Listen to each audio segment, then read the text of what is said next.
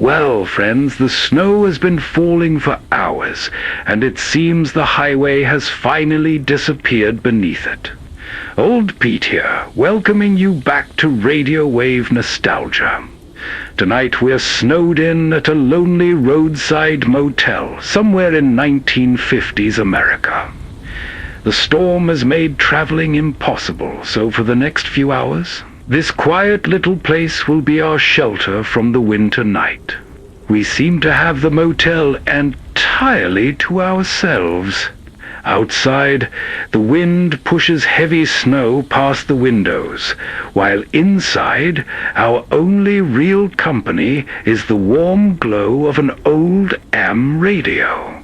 Tonight, we'll hear 8 carefully selected stories, including rarely featured programs like Sleep No More, Crime Club, Dark Venture, and Obsession, alongside old favorites such as The Shadow, Lights Out, and The Whistler. For now, we've only just arrived. Our suitcase is inside, the room is warm, and we're sitting quietly by the window watching the snow bury the trees and mountains beyond. There's nowhere else to go until morning, so settle in and get comfortable. On the radio, our first 2 stories are Dark Venture, with the only inhabitant from 1946, followed by Obsession and the episode Dynamite.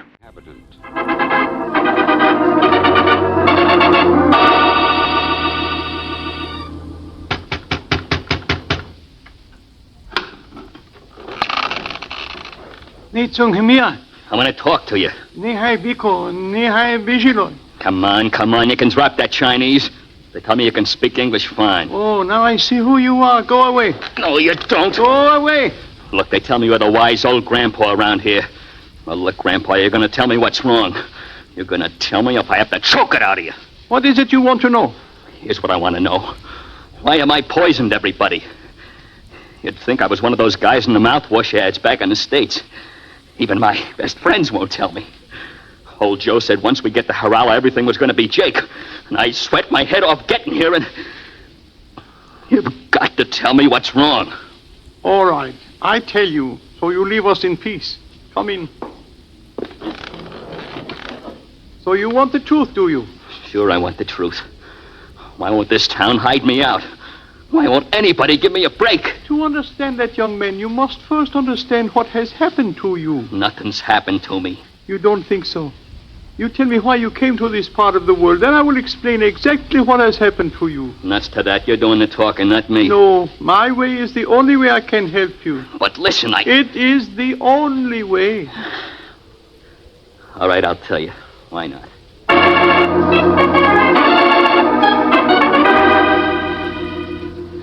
Yeah, maybe just telling it'll make me feel better. Before I got in the Army, I was a handy kid back in Ohio. That's in the States. Cleveland, Youngstown, Cincinnati. Hijacking, smuggling stick-ups, anything for a quick buck. And though the cops never nabbed me, the draft board sure did a good job. Yeah, before I could say you can't do this to me, I'm driving a GI truck in Mitkina, China. Then one day about a year ago, I was sitting in a dumpy barroom trying to swallow some wormy wine when I feel somebody standing next to me. It was a big guy in a white suit, and he was smiling. That wine tastes so lousy, why drink it? Here, try some of my scotch, Eddie. Scotch? Hey, how come you know my name? I don't know yours. Mine's Joe Hawkins. A friend of yours who used to work with you back in Ohio told me you were stationed out here. He said look for a tough little redhead with a chip on his shoulder. Yeah? I got a good deal for you, Eddie. There's a car outside, some civilian clothes, and a couple of fake passports. You won't mind resigning from the Army, will you? I don't get it. They tell me you're a real tough lad. I need somebody like that for my racket. Which is what? Oh, dealing with the natives here in China. Black market, huh? I'm offering you a seat in the gravy train, Eddie. You coming along? What happens if we get nabbed? I got an answer for that, too. The best hideout in the whole world. You coming along? What do you think, Joe?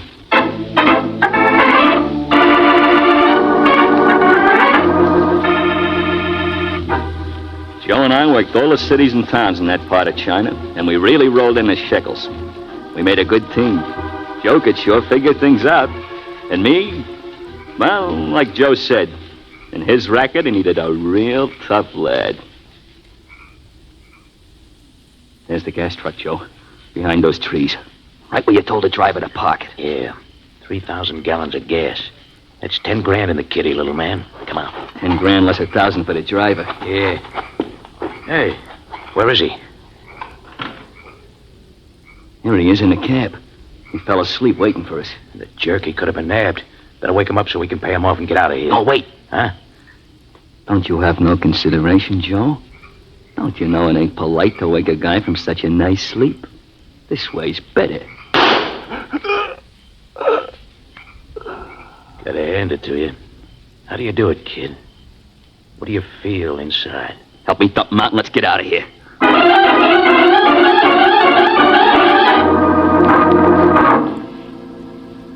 200 cartons of cigarettes, my friend, just like we promised. Very good. Very good. That'll be $50 a carton, American dough. $50? I beg your pardon, but I was told the price was only $35. Come on, you pay up and stop squawking. I pay. $35 for 10 packs of cigarettes. What do you think this is? Bargain day?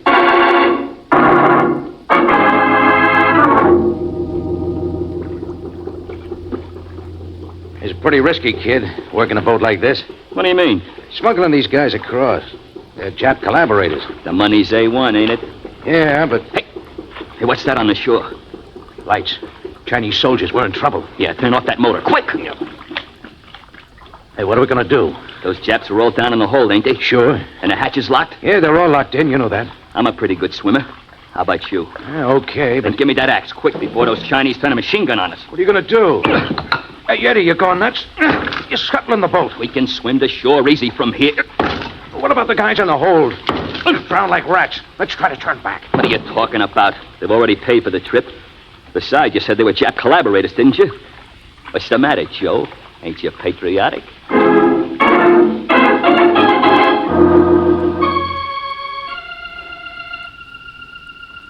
Yeah, that's how we lived, Joe and I. But we ate good and drank good because we could pay for what we wanted. And we got a kick out of life. Just the same, I was human. And there were times when I got the shakes thinking what would happen if the MPs ever nabbed us. But Joe had an answer for that, and it was always the same. Kid, when the going gets tough, we're gonna head for a place called Harala. Harala? What's that? According to the maps, it's just a little native village 1,000,000 miles from nowhere. But like I told you before, it's the best hideout in the whole world for guys like you and me.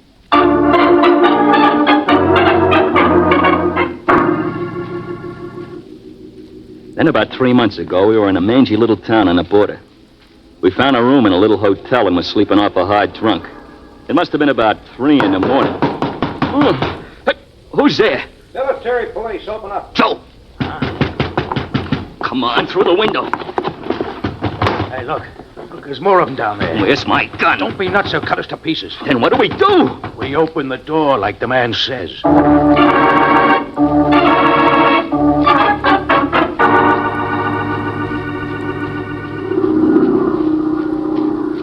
The next day, we were in an Army transport plane with an MP guard flying back to Midtown to stand court-martial. The sky was cloudy and the plane was cold and I was feeling lousy. Well, why shouldn't I? Going back to what I faced. Then I felt a hand on my shoulder. Kitty. What do you want? Shut up, keep your voice down. I've been watching that guard. He had to stay awake while we were having our snooze. So what? Look at him. He's so tired he can hardly keep his eyes open. Another one of your big plans Keep your coming up? voice down and listen. We can't be more than 400 or 500 miles from Harala. There's nobody in the plane but that guard and the pilot. If we work it right, we can take over this plane. What are you talking about? Hey, what are you guys doing over there? Oh, just talking to keep from falling asleep. Yeah, sure makes you drowsy flying this high. Sure does. Look how he's fighting it. Look how he's trying to stay awake. So what if we did take the plane over? A lot of good that would do us. Who'd fly it? Kid, I was flying these things when you were still getting a 2 a.m. feeding. Huh? Look, the guard's just about asleep. Start edging toward him. If he sees us, he'll blow our heads off. Just keep edging up on him. That's it. Easy. Easy. He's awake again. Freeze. Look at his head nodding. Come on. How we find our way to this Harala or whatever it is. Pilot's got maps up there. Don't talk so much. Just keep crawling.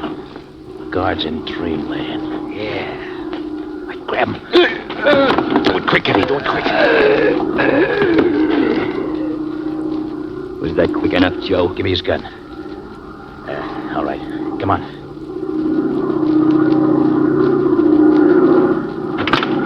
All right, Mr. Flyer. Set the automatic pilot and throw your hands up.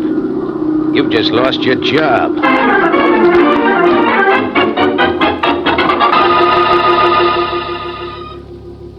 We tied the pilot up and put him in back, and Joe took over.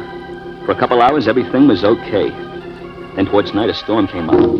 The sky got darker than I ever saw before. Joe started sweating, and I felt myself going to pieces inside. I tried to hide it, but I couldn't. Where are we? Stop bothering me. Why don't you tell me the truth? We're lost. You don't know where we are. It's a storm. I can't see nothing. The compass is all wrong. We're gonna crack up. We're gonna die, ain't we, Joe? Hey, what's wrong with you? You're the tough guy, remember? I don't want to die, Joe. I don't want to die. Shut up. Hey, the right motor's conking out. Joe, how are we gonna get out of this? You ain't this way with a gun in your hand on the ground, are you, kid? Joe, don't ride me. Get that pilot and bring him up here. Maybe he can help us out. Yeah, I'll get him. And take this pistol with you. If he gets gay... I started back for the pilot. Then I stumbled over something and banged against the side of the plane. I saw what I stumbled against. The parachutes. The parachutes! Joe, we could bail out! He couldn't hear me. Nuts to him. I fastened one of the parachutes around me. I wasn't gonna die. The plane was losing altitude all the time. I started for the emergency hatch, trying to batter it open. I had to get out of the plane. I had to get out! And I happened to look back for a second. And I saw the pilot was just sitting watching me with a smile on his face. I raised a gun. He didn't smile after that. I got the hatch open and jumped into the darkness.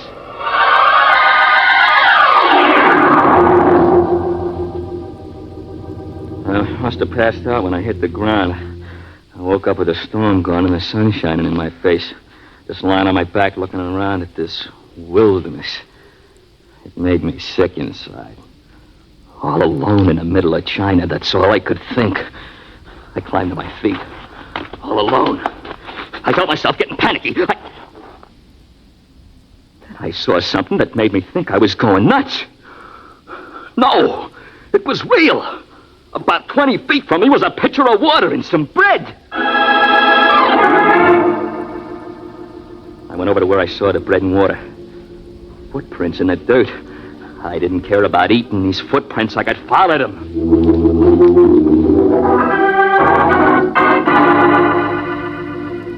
I don't know how long it took, but after a while I was standing on a little hill.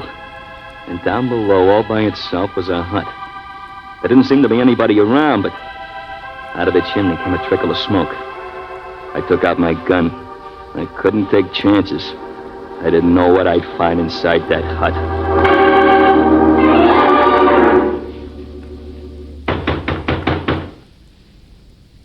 There was no answer to my knock. I pushed it open and held my gun ready. I was just a little bit afraid. At first I couldn't see anything after coming out of the sun. Then I started to make out wooden furniture and a little stove. And then I saw him. Leave me alone. So this is what I'd been afraid of. A small, gray-haired little guy in rags sitting in the corner. And as my eyes became more accustomed to the dark, I saw that one of his arms was gone. I told you, leave me alone. You speak English, huh? That's good. What are you supposed to be, the old man of the mountain? For the last time, leave me alone. Go away. I like it here. You're the guy who gave me the bread and water? Yes, I am. And why are you so impolite now? I have a reason. Go and leave me alone. And where shall I go? Chicago, St. Louis, maybe? American airplanes fly over here every day. Go back where you were and spread your parachute. One of them will see you. That wouldn't be so good, mister. But I tell you, you cannot stay here. Do you know where Harala is? Yes, beyond the mountain. How far? Oh, perhaps 400 miles. How long would it take me to get there? Oh, about 3 months on foot if you knew the way. Do you know the way? Yes, Then but you're taking me. I cannot. You're taking me. Young man, listen. First, I want you to listen. I'm in trouble, bad trouble. If I'm caught, they'll kill me. You know why they're after me? Because I'm not afraid to do anything I have to do to get what I want. Nobody crosses me, nobody. The toughest guys in the world have tried it, and they didn't get away with it. I don't care what your reasons are, but if you can't take me to Harala, I'll kill you. Now, what were you going to say? Nothing. If I told you the truth, as you say, you'd kill me, and even I am afraid to die. Okay, that's settled then. I'll take you to Harala. Good. Because you're an evil man and must be destroyed. Yeah? And who's going to do it? A one-armed little guy like you? Yes, me. You may have had your way with everyone else you've met, but on the road to Harala, I, the weakest man who ever crossed your path, will destroy you.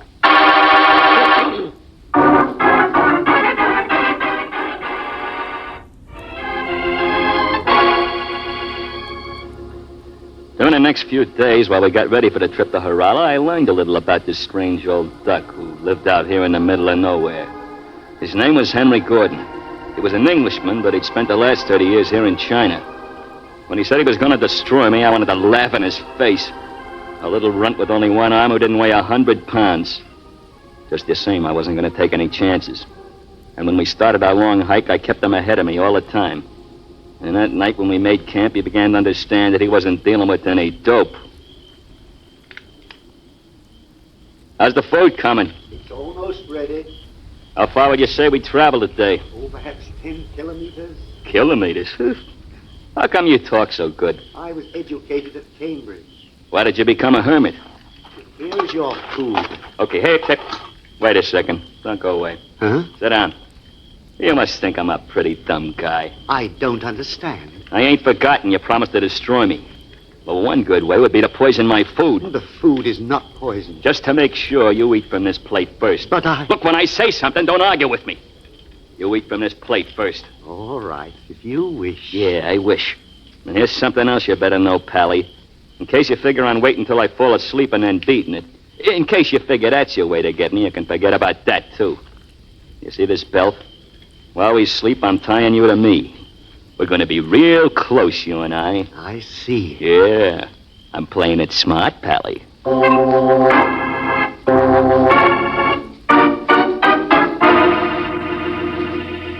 After that, he didn't try nothing. But I started having another worry. Every day we hiked a few miles farther through the wilderness. But even after a week, it didn't seem like we were getting anywhere.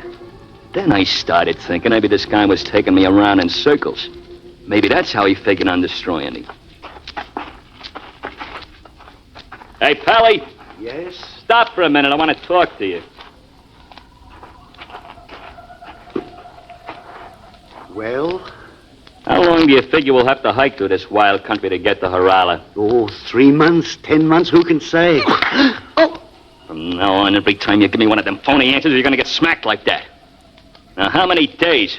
If we maintain our present rate, we should be within sight of Harala in 90 days. However, I assure you it won't do you a bit of good now. Still going to destroy me, huh? Okay, if it makes you happy to think so, it's no skin off my nose. But I want you to know one thing, Pally. Don't try to lead me around in circles. You needn't worry about that. Oh, I ain't worried. Because beginning today, I'm going to start counting days. And when I reach 90, if we ain't within sight of Harala, guess what's going to happen to you?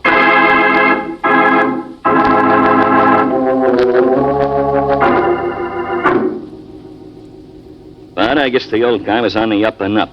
Because on the 87th day, I stopped counting. There it is. There on the horizon. There's your Harala. Yeah, so that's it. It don't look like much. You'll find it's what you want. A hideaway for evil men. Yeah, good. And what about your threat? Guess you don't make good on it after all, Pally. I'm satisfied. And now that I've taken you this far, I'll go back to my own home. You look pretty weak. And with that arm of yours, you think you could make it? I think so. I don't.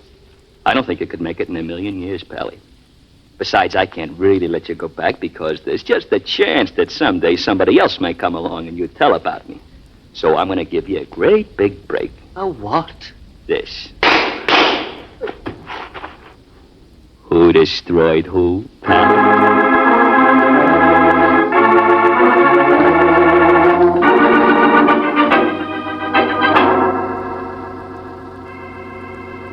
I guess I just about ran the rest of the way to Harala.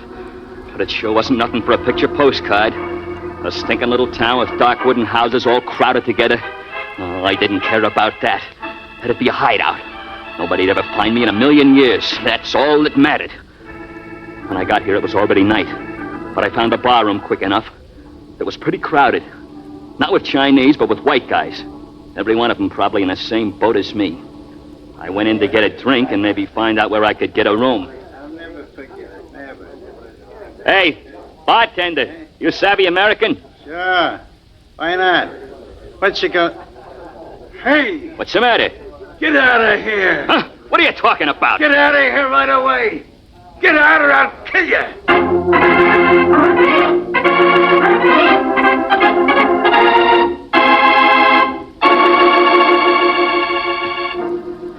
I never saw a guy scared like that before. Not even guys I'd knocked off. I got out of there all right. The shock of him acting like that kind of threw me. But after a while, I started figuring maybe he was drunk or something. And I started looking for someplace else. I found what looked like a little hotel. I went in. The clerk, a Chinese guy, was drowsing at the desk.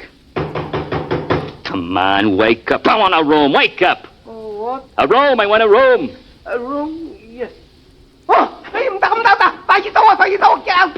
Hey, out. Hey, get out. what's wrong? Get out. Hey, Stop pushing me. Hey, get out. Hey, what's the matter with you? Let me in. What's wrong?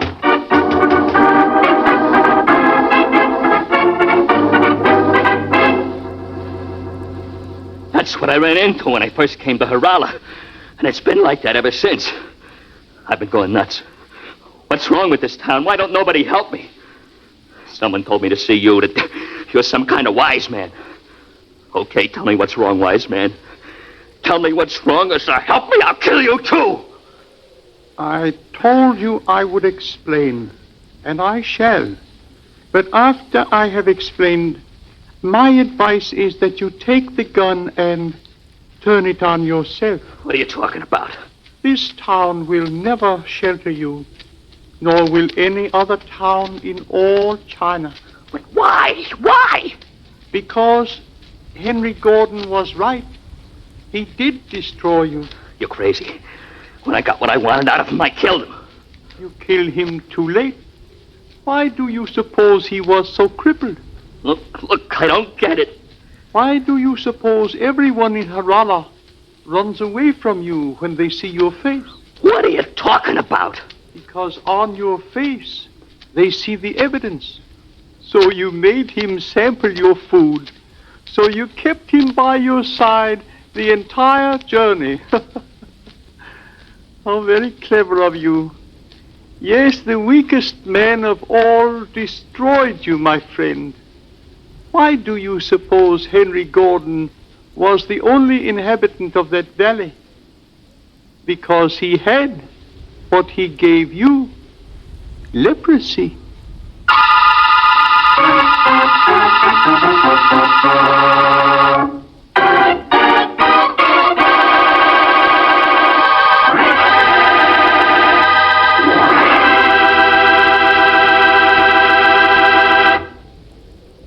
Dark Venture is written by Larry Marcus and directed by Leonard Reig. Next week at the same time, the Wild Root Company, makers of Wild Root Cream Oil for the hair.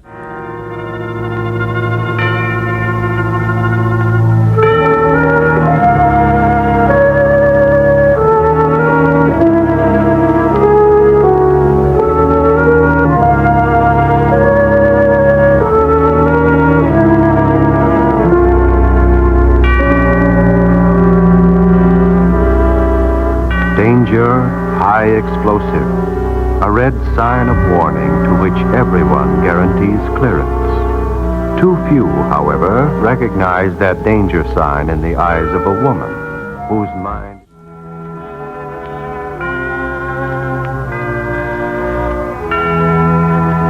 Every night of every year, the blinking headlights of massive trucks dot the inland California highway route from San Francisco to Los Angeles.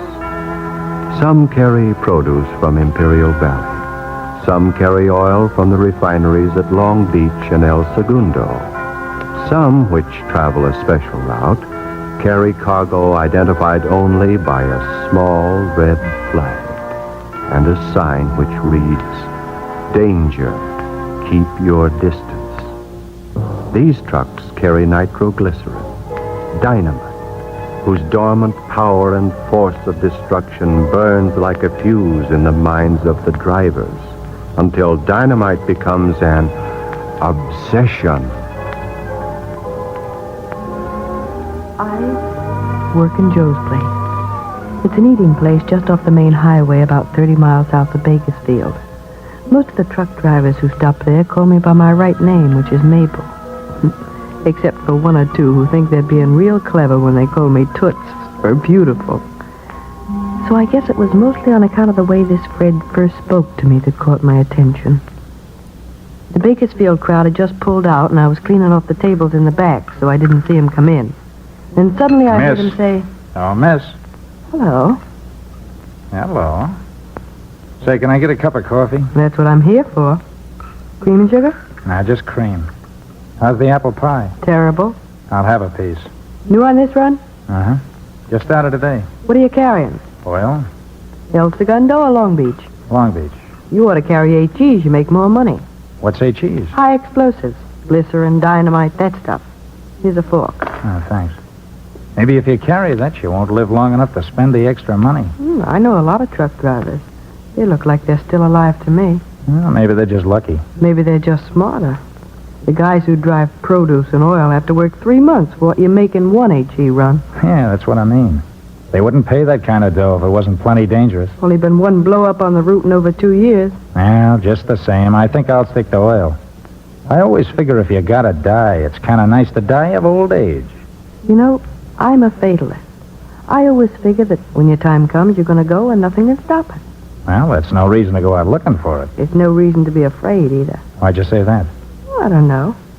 Maybe it's because I think you'd be afraid. You look like you're afraid of something. Do you always look that way? Yeah, I guess I do. You sure carry on a crazy conversation. How much is the pie and coffee? 15 cents. You're mad at what I said, aren't you? I don't care what you say. You don't mean anything to me. I might. What do you mean by that? I just said I might. You mean you think I could fall for you? Why not? You sure must think you're something. Don't you think I'm attractive? Yeah, to some people, maybe. You remind me of Of a what? one of those HE trucks you were talking about. The little signs on them that say, "Danger, keep your distance, dynamite." My name's not Dynamite, it's Mabel. What's yours? Fred. Ah, I'm late now on account of talking to you. So long, Mabel. Suppose I'll be seeing you when you buy this way again. Now, I doubt it. No? No, you were right. The apple pie here is terrible.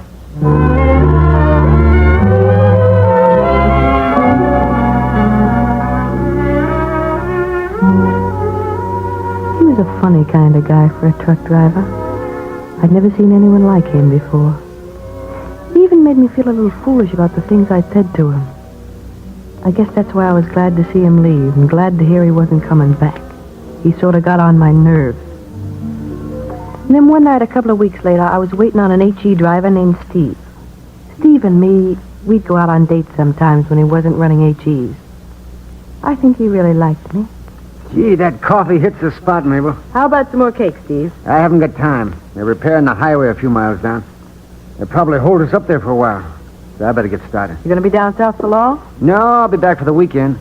Oh, say, if you can get off early, maybe we can take in the Saturday night dance up at Bakersfield. All right. Okay, I'll see you Saturday then, huh? So long, Mabel. So long, Steve. Hello, Mabel. Oh, it's you. Yeah, I'm back. I thought you didn't like our apple pie. Well, didn't have any complaints about the coffee. How about a cup? Coming up? Was that your boyfriend that just left? He might be. What do you want with it? Just cream, remember? That'll be 5 cents. And I haven't any change at all. Just got a 20. Oh, Mabel. Hmm? You know what I stopped in for? To get change for your 20. No. No, I wanted to talk to you. You don't like me, remember? No, I didn't say that. I said I thought you were dangerous. Here's your change. You always steal when you want something? I never steal. I just saw you. Why didn't you put my 20 in the cash register? We keep big bills separately. Yeah, but there's other 20s in that register. I even saw a 50. Are you calling me a thief? You called me a coward when I said I wouldn't drive HEs. I told you could make more money driving HEs. If I wanted money bad, I wouldn't steal it. I want money bad. What for? I'm sick of truck drivers and their dirty hands. I'm sick of the way they talk and the way they laugh and the way they look at me. I hate it here. I want to get away. Drink your coffee. It's getting cold. Now, look, me. Hey, what's that? That felt like a quake. No, it wasn't. I know that sound. Oh, what was it? That was a truck, a dynamite truck.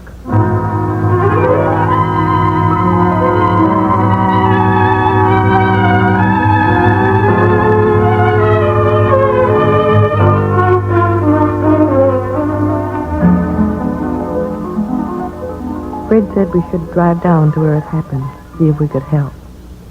Well, we might as well have stayed at the restaurant. When we got there, all we found was a couple of pieces of twisted steel, part of a steering wheel, and Steve wasn't going to be able to keep that date Saturday night with me after all. Mabel. Yeah? What do you think about it now? About what? About driving those HEs. I've seen it happen before. Doesn't it bother you at all? Steve knew what he was doing when he took the job. He wanted the money. I'd have done the same thing. Would you? You said yourself it was better than stealing. Mabel, you'd do anything to get away from here, wouldn't you? I think so. No, I've never met anyone like you. What do you mean by that? Well, I just haven't, that's all. Tell me something. Steve, well, he was your boyfriend, wasn't he? We got along. You liked him, didn't you? As well as anybody. So why don't you cry about him then? Don't you know how to cry, Mabel? I never cry over truck drivers.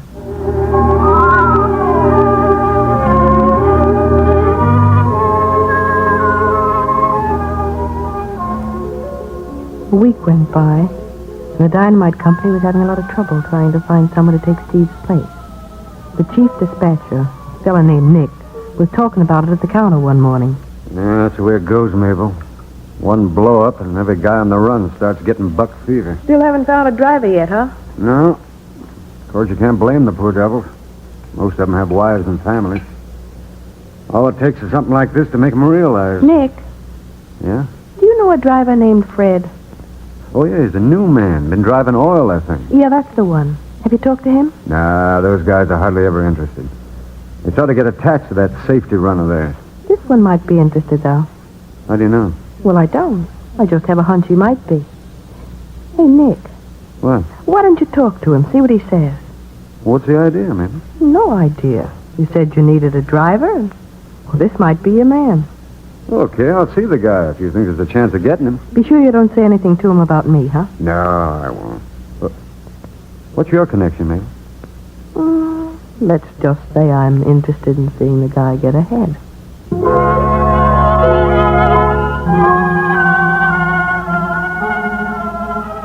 I didn't see Nick again that week. And then Friday night around 11:30, I was getting ready to close the place up. It had been raining all day long and business had been pretty slow. And then just as I was turning out the light... Fred! I'm going down south tonight, Mabel. Be gone for 5 or 6 weeks, so I thought I'd stop in and say goodbye. Oh, what are you going to do down there? I got an L.A. to Tucson run. When did you take that? This morning. It's a pretty important run. Pays good. That's nice. Yeah, a fellow gave me the job. Didn't seem too happy about it, though. Why not? Well, he said he didn't want to kid me. Said it's real hard to keep from running over stones in the road when you're driving at night. And how you have to concentrate on turning the wheel just right so you don't jar the truck. You're driving an HE. He said you got to be especially careful when you come to bridges. The pavement's usually uneven. The truck hits a bump and, well, then where are you? Maybe just where Steve is, huh? What did you take the job for if you're afraid? I'm not afraid, Mabel. I need the money. Why? You know why. What are you telling me about it for? I just wanted to be sure you'll wait. I wanted to make sure you were a good investment. I've been here a long time. Stands to reason I'll be here when you come back. Mabel, if anything should happen, would you cry about me? I answered that once before. Yeah, sure. Well, guess I better get going. Fred. Huh? Good luck. Oh, thanks. Oh, and Mabel. Yeah? You didn't have to ask Nick to talk to me about the job. I was going to take it anyway. He told you about me? Nah, he didn't say anything. I just knew. Nobody has to tell me about you, Mabel.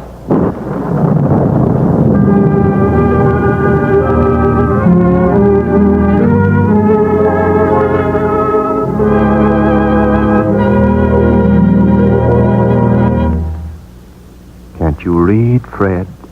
Can't you see the little red flag that indicates the 5-inch sign that warns, danger, keep your distance? The bump in the road, remember? The bump that detonates the obliterating flash of dynamite, but in this case, a new brand of dynamite. A supercharged high nitro ready to blow at the touch of the sputtering flame of a relentless obsession.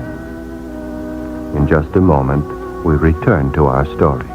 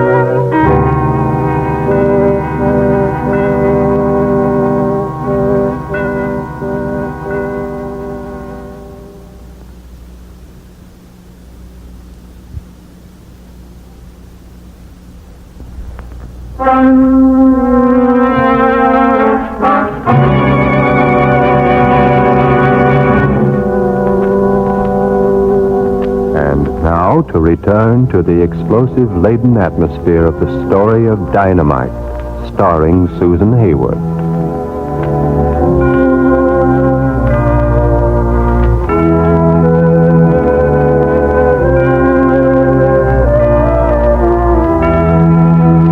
Days clocked by on the undeviating calendar of the pendulum, but the same monotonous pattern weaves in the shimmering heat of Joe's place. The same roaring diesels of the trucks backfiring to a stop. The same pungent benison of hot coffee to bolster red-rimmed eyes in the long trek. The same drivers, the same loud, almost obscene laughter over the same jokes of the coast-to-coast highways. And the same Mabel, her mind quickening with the ever-building, selfish strength of the bursting germ, obsession. I didn't hear a word from Fred, not even a postcard. Of course, I didn't hear of any accidents down that way either, so I figured he was okay. Probably just being stubborn, thinking maybe I'd worry about him if he didn't write. Well, if that was the case, he ought to know better. Hello, Mabel. Hello, Fred. Miss me? How did you make out down south? Pretty good. Come on, let's take a walk. I'll tell you all about it. Can't leave the counter. Ah, come on, just for a minute. We can watch the door. All right. Swell night, isn't it? Uh-huh. You look pretty swell yourself. Thanks. I've been thinking about you. I thought about you lots. You did? I even imagined things about you. Do you ever do that? Imagine things about people? Some people. Did you ever imagine anything about me? I don't know. I don't think so. Once or twice I imagined you and me being married. That was kind of crazy, wasn't it? Yeah. Of course, all this talk, it doesn't matter much, but... Well, I made $3,000 down south, and... Well, here it is. Hey, that's a lot of money. You can leave here now anytime you want. Where to, Mabel? San Francisco, the East? No, Where? Los Angeles. I like it down there. How come you're doing this for me? You expected me to, didn't you? I figured you would. That's why I asked Nick to give you the job. Why the act, then? You got what you want, and... Yeah, but... Well, Kind of a surprise getting it all at once like this. That's the best way. Keeps us from kidding each other. I wanted to give you the money, and that's why you got it. No other reason. You're a good guy, Fred. You're a real good guy. I'm sort of crazy, that's all. I got one more HE run, San Francisco to L.A. I'm going to quit after that. Will I see you again? No. Fred, Yeah? I want to see you again. Honest. Why? Well, I lied to you just a minute ago. I have imagined things about you. Even like, Yeah? well, even like the things you imagined. Oh, I thought it was just the dough. I thought so, too. Oh, Mabel. Look, if it was just you and me, would this place still look so bad to you now? I don't think so. I told you about that last run of mine. Well, I'm going to make it, and when I get back from L.A., see if you still feel the same way. Will you do that? I'll wait for you. When are you going down? Tomorrow night. Stop in before you go, huh? Okay.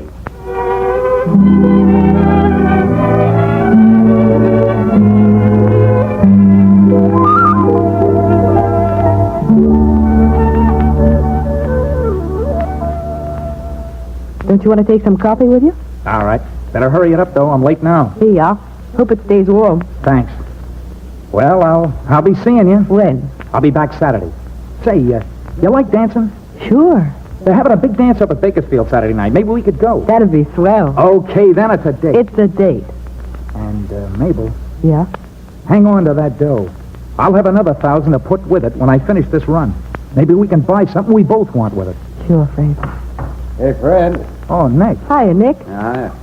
Fred, I saw your truck out there. You're running a half hour behind schedule. You better get going. Oh, yeah, right away. Well, Mabel, Fred, don't you want to kiss me? What? Oh, sure. Sure I want to kiss you. Take care of yourself. I will. Goodbye. Bye. See you, Nick. Yeah, okay, Fred. What do you have, Nick? Gee, you like that guy, don't you? What do you have, Nick? The usual. Pie and coffee. He's a good driver. Mm-hmm. Glad you recommended him. I'm not. He told me today he was quitting after this run. That wouldn't be on account of... Nick, why don't you just forget it? Oh, sure, if you say so. I didn't mean any harm. I'm sorry. I guess I'm a little jumpy or something. I don't know. What's the trouble? No trouble exactly. The truck. It's a blow-up.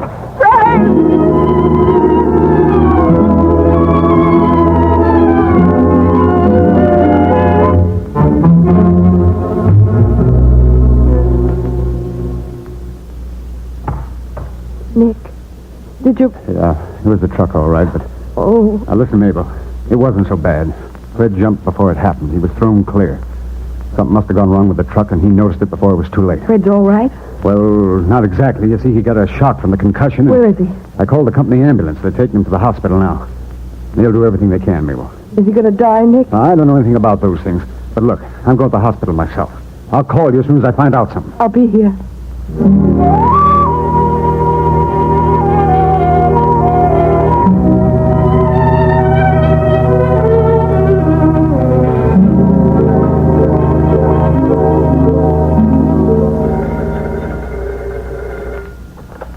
Hello? Hello, Mabel. This is Nick.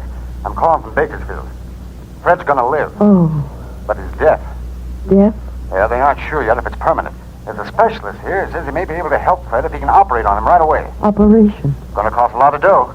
When Fred came to a while ago, he said he gave you $3,000 to keep for him.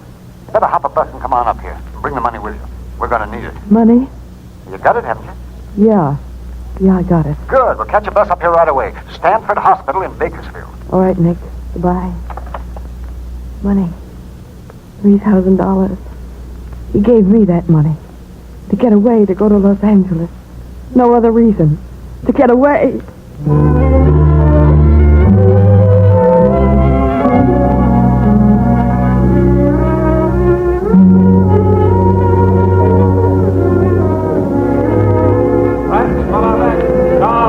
Los Angeles is leaving immediately.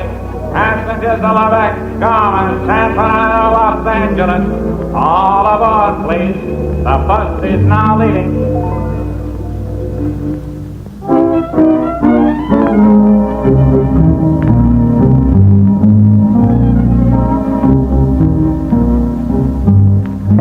Hank, where's Mabel? No, over there. There's a pencil and paper. Write it down. Yeah, let's see now. She should have been here by now. Hey, can you read that? She should have... What do you think's keeping her? Don't worry. She probably couldn't get a bus. She probably couldn't. But if you called her 4 hours ago, I don't understand. Fred! Nick, maybe you ought to... Mabel. Oh, Fred. I almost did a terrible thing. Look, honey, I can't hear a thing you say. You'll have to write it all down. Fred, I almost did a terrible thing. I can't understand you, sweet. Here's a pencil. I want to tell it to you. Even if you can't hear me, you can look at me anyway. I'm ashamed, Fred. For the first time in my life, I'm ashamed. I'll write it down, darling, please. Look, I started to take the bus for Los Angeles. And then I got off because I realized... I did realize, Fred. You've got to believe that. All I want now is for you to get well. Please get well. Oh, Mabel. Mabel, you're crying. Why are you crying, honey?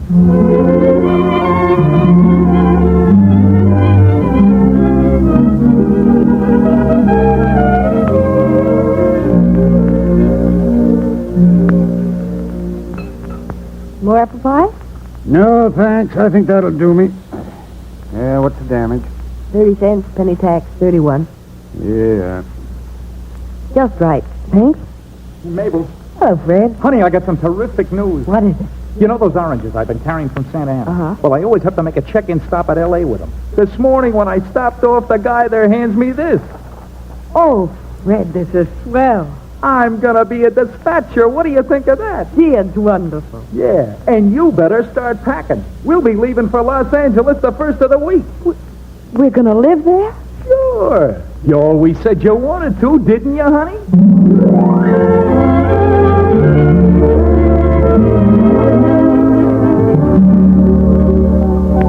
And next week we'll be leaving, Fred and me. No more Joe's place. No more watching the trucks go by.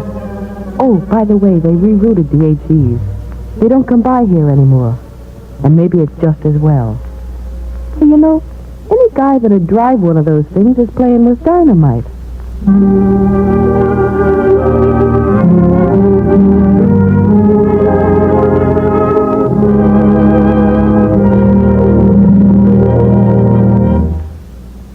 If properly handled, dynamite becomes innocuous. The laws of physics decree that no power is released without a reason. The fuse must be lit. The detonator set before the sleeping destruction is loosed. And thus, on the San Francisco to Los Angeles run of high explosives, the fuse was snipped in time. The detonator removed from a case of dynamite, created from obsession. In just a moment, I'll be back with a preview of next week's story.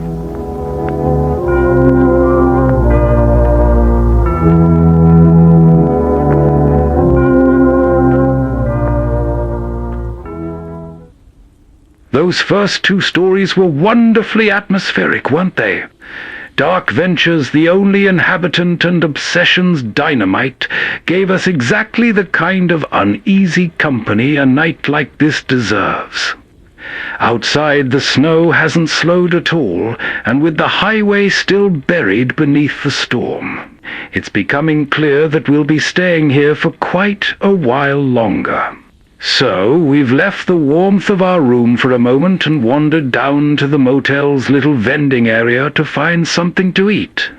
The machines hum softly, snow blows past the large windows, and thankfully there's another old AM radio waiting for us.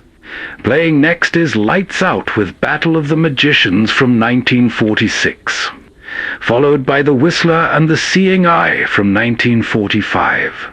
Everybody.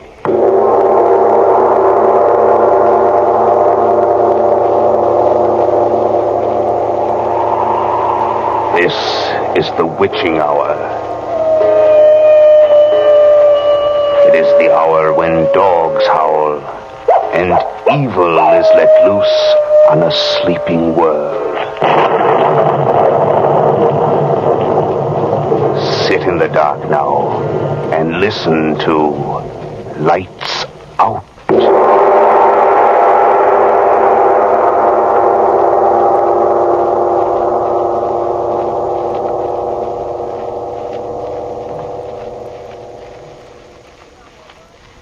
But, Mr. Saladin, is it true? True? What makes the thing true, Irene? Because you believe in it? Or because a million others believe in it? Or, I can tell you this.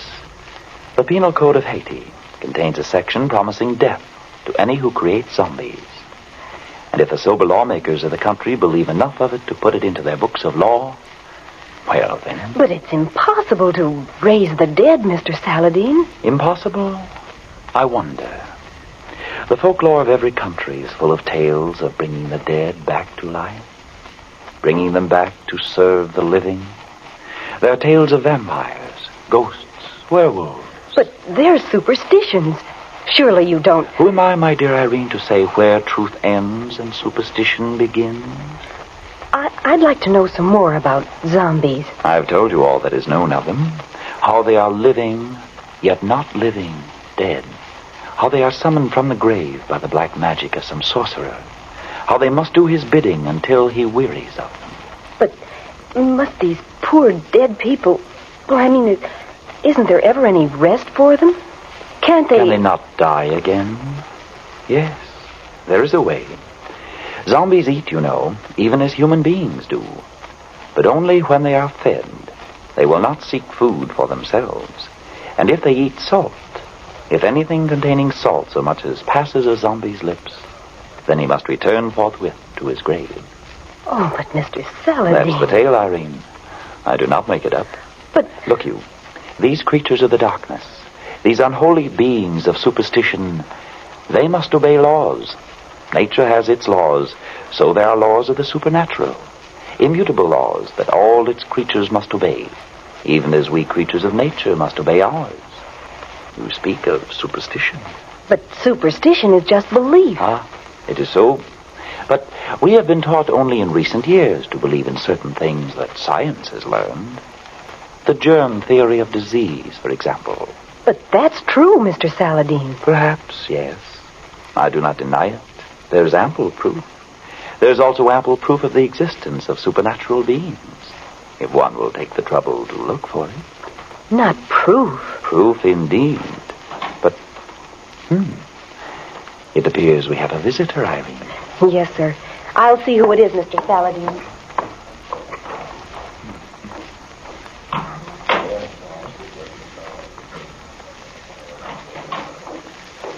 Mr. Joseph Warner, president of Acme Airlines, Mr. Saladin. So? Show him in then, please. Yes, sir. Mr. Saladin will see you, Mr. Warner. Thank you. Good morning to you, Mr. Warner. You're Saladin? Saladin, yes. You're some kind of detective. Some people have been, shall I say, kind enough to describe me as an investigator. I hear that you're good. Thank you. Won't you sit down? And so you have come to consult me about the recent wrecks of your airplanes, Mr. Warner. How did you... Oh, yes, the newspapers, of course. Well, that's right, Mr. Saladin. So? You read about that one yesterday? Yes. 14 killed, including the crew of 3. Absolutely no explanation for it. Except what you know, Mr. Warner. Well, what? I said except what you know about it. What do you mean You by... would not have come to me, Mr. Warner, unless... Well, suppose you explain. I'd like to know how you knew that. It is my business, sir. Yes, Irene? The window washer, Mr. Saladin. Can he come through your office? Very well. One moment, Mr. Warner. Excuse us, please. I gotta get the windows washed. That is a job I would not like very well, I'm afraid, Mr. Warner. But to your business. You, received a warning, Yes, I received... How did you know that? I have some knowledge of the ways in which Dr. Ehrlich works, Mr. Warner. Ehrlich? That's the name. I was rather certain. You may read the letter. It was a letter, I assume. Yes. There were 2 of them. The first one a week ago. It said, this Dr. Ehrlich had need of $100,000, and The letter warned if I didn't come across, one of our ships would be wrecked. And you assume this was, what does one say, a crank letter, and did nothing about it? That's right. We get a lot of fool letters. And because you took that attitude, 14 people are dead. Horribly dead. Yes. You said there were 2 letters. Yes, here's the other one. Mm-hmm. Today, the tornado. Take warning. And Alec's signature. The tornado was the name of the airplane that crashed. Yes, John Elliott was piloting it. The oldest, safest pilot on the line. I can't understand it. I can, Mr. Warner. You can? Tell me, when did you receive this letter? Not 5 minutes before the flash came that the tornado had crashed. He timed it very well. Yes, Did you make any effort to trace this letter? No, well, there was so much excitement around the office. Of course. And so what do you wish me to do? I haven't given this to the police, Mr. Saladin. The publicity, you know. People would think it's easy to smash one of our airliners. You understand? Yes. You wish me to find Alec, to... What you do with him, Mr. Saladin, is no concern of mine, provided no more such things occur. Mr. Warner, I know Alec of old. His life is forfeit 1,000 times over. But you yourselves have an old proverb. First catch your rabbit. You catch him, Saladin. It'll be worth your while. Yes. Yes, it will be very much worth my while, my friend. Can you get to work at once, Mr. Saladin? You can understand. We're upset. I understand. I promise nothing, Mr. Warner, except that I will try. No man may do more. Oh, that's all that I can ask. You'll go after him, then? It is agreed. Good. You, have a cigar? What's this? Let me see that. Let me see it. How the devil did that get in my pocket? Ha. Read it yourself, Mr. Warner. Oh, yes. You have been very foolish to go to Saladin. Now, your fate is sealed. I will destroy your airplanes one by one. And when the time comes, yourself. I have fought with Saladin before, as he well knows.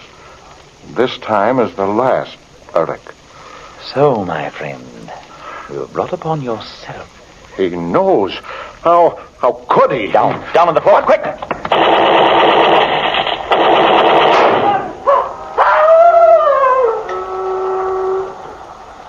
Score 1 for Saladin, I think. But what Our was... delightful friend, the window washer. I just caught sight of... Let us see what has happened. Good Lord, Saladin, do you think that... A crowd gathers in the street below. Morbid gazers on sudden death.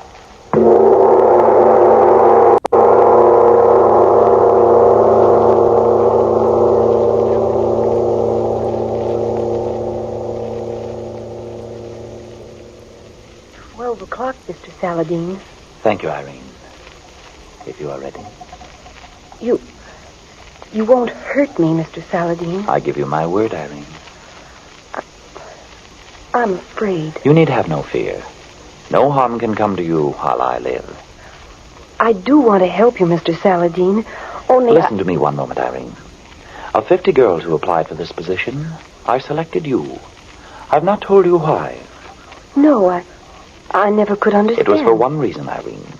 You have the little, oh so very little, psychic spark that is lacking in all the other ones who came. You do not know it yourself, but Saladin knows.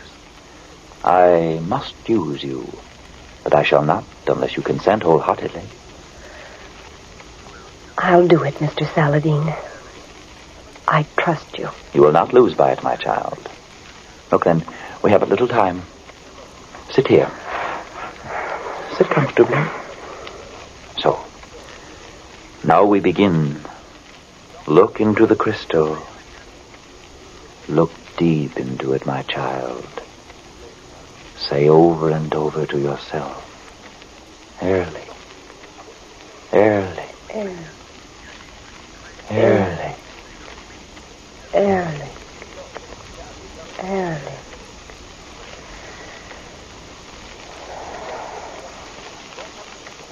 Alec.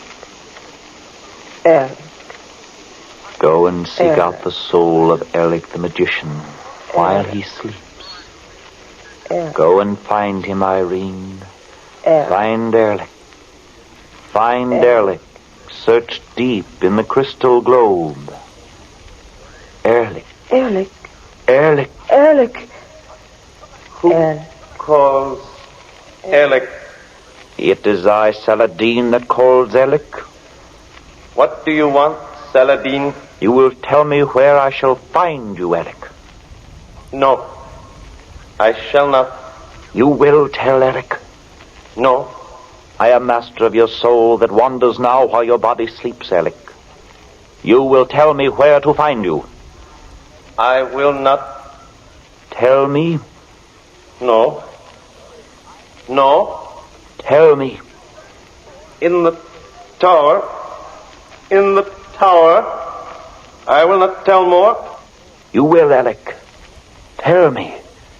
In the tower. The highest tower of all. And where is it, this tower? I will not tell more. I will not. Tell, Alec. I will not. I will not tell. I say you shall, Alec. I will not tell. Beware. Your power wanes now, Saladin. Be sure you will not remember what you have told Alec when you awake. I will remember. By the 5 names I commanded, Alec, you will not remember. I will not remember. Alec. Alec. Awake now, Irene. Awake, Irene. Awake. Are you all ready now, Mr. Saladin? Just sit quietly and rest, my child. So, Alec, I think perhaps we shall have a little talk together.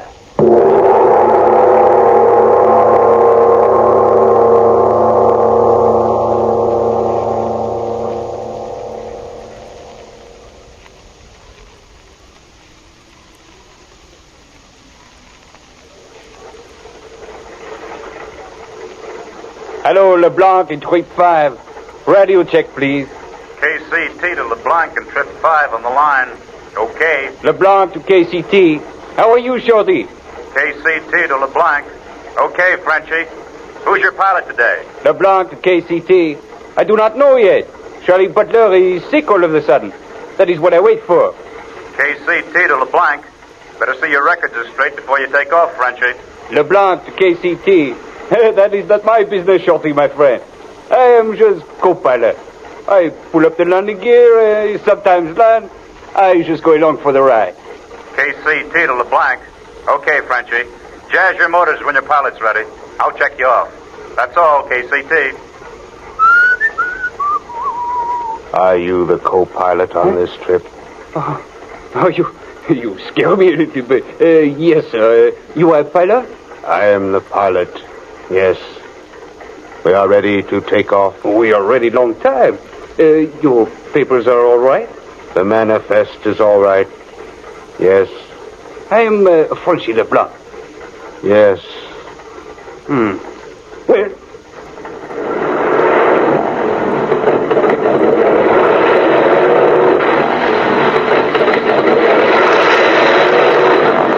KCT to LeBlanc on the line.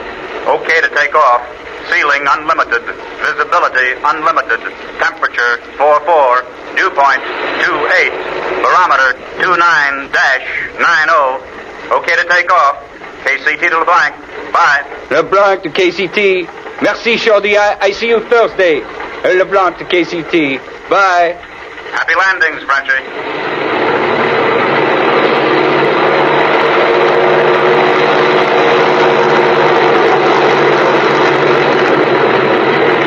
Pardonnez-moi, monsieur. You want to take off, eh? I will take off. Yes. Oui, voilà.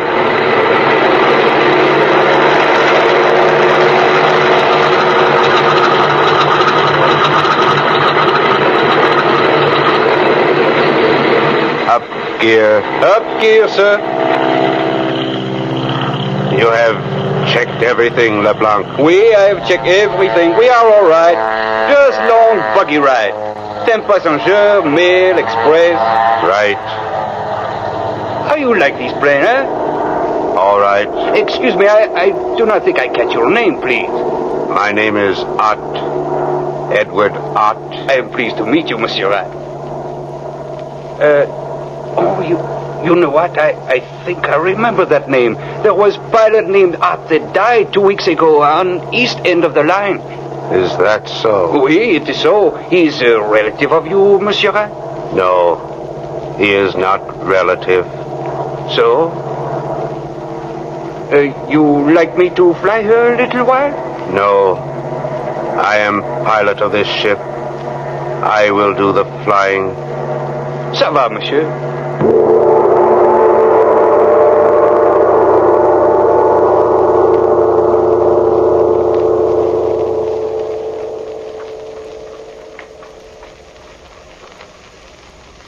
So, you did find me after all, Saladin.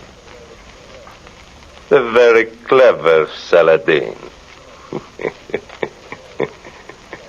Well, I think this time the very clever Saladin has had his last adventure, no? I do not believe you will win, Alec. No. I do, my dear enemy. I have not time now to find out you learned where my laboratory is, but there is time enough for that. It is simple enough, Alec. You talked in your sleep, you see. I remember now. I knew I had dreamed. But I forbade you to remember, Alec. Yeah, well, one little victory. I've waited a long time for this, Saladin. Yes, and failed a great many times. I will not fail this time. What is written is written. I should be interested in how you caused that airplane to crash yesterday, Alec. Yes. It was so simple, Saladin. I am amazed at a man of your attainment. I think I know. Well, I shall show you very soon. You will not tell anyone about it, I think. I wonder. They said there was no clue to the crash, Saladin. Yes? Would you like to know how? I think I know. Oh?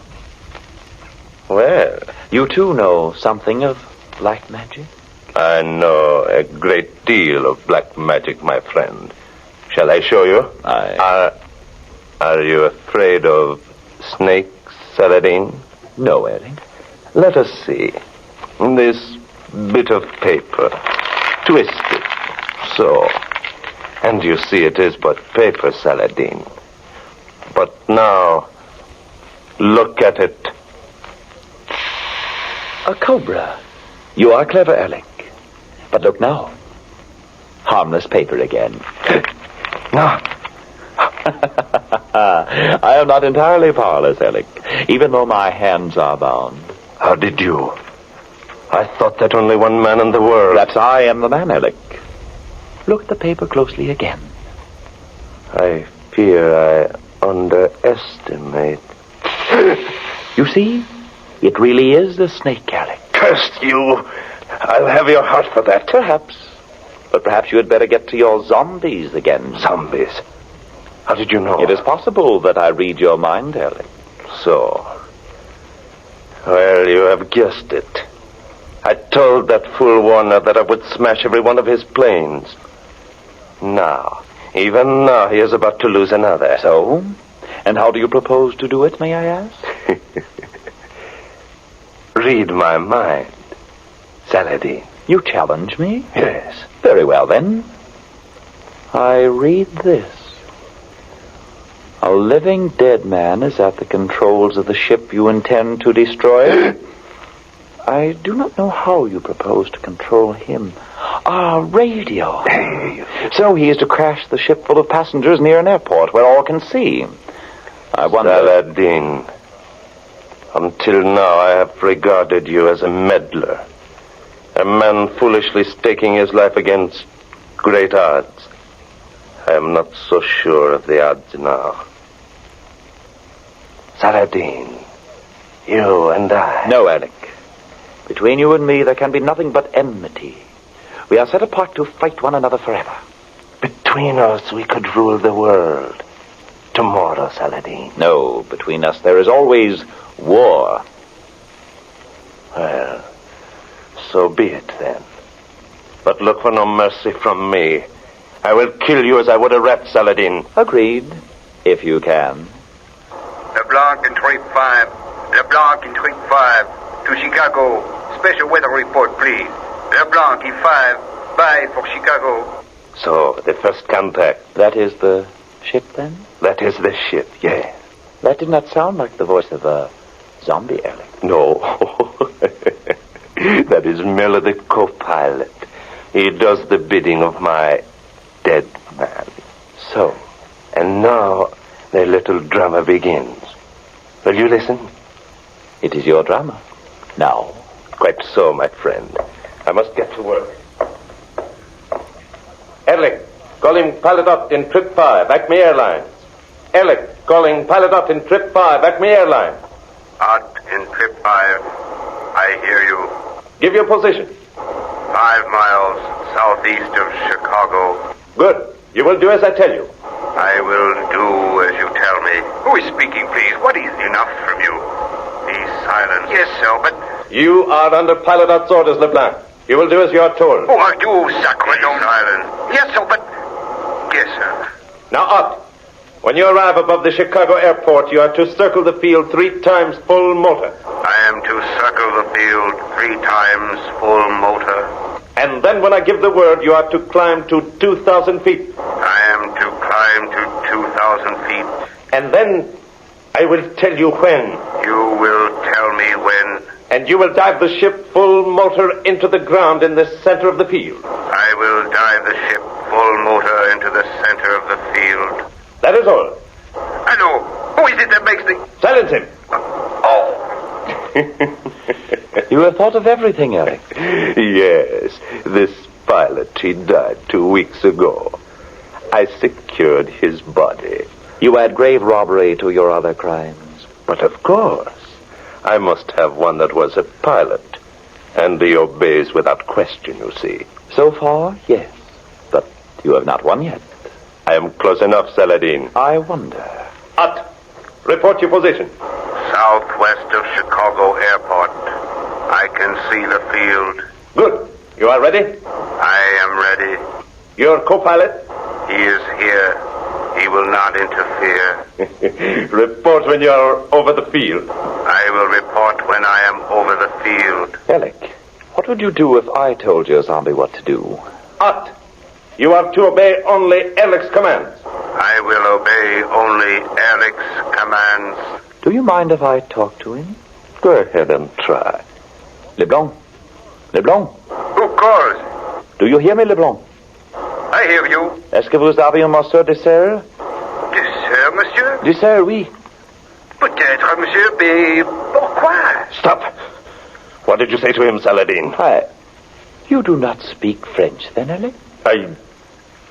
Of course. Certainly. Then you know that I asked him merely if there was anything he could do. And he replied that he could not. Of course. But why did you... I'm afraid that you are about to win, Alec. You admit it, then? I am sorry. It is too late now. It is too late, Saladin. I offered to join forces with you once. But now, I am the master. Out reporting. I am over Chicago Airport now. Good. Begin your circle. I will begin my circles. Now, friend Saladin, we shall see. Perhaps we shall even hear the screams. The dying screams of the passengers in this doomed ship. It is a wonderful invention, this radio. True magic. Yes, it is true magic. You will tell me when you are ready, Alec. I will tell you. Make your circles. I am making a circle. Do they see you on the field below? Many people are coming out to watch. Good. We will give them a show. We will give them a show.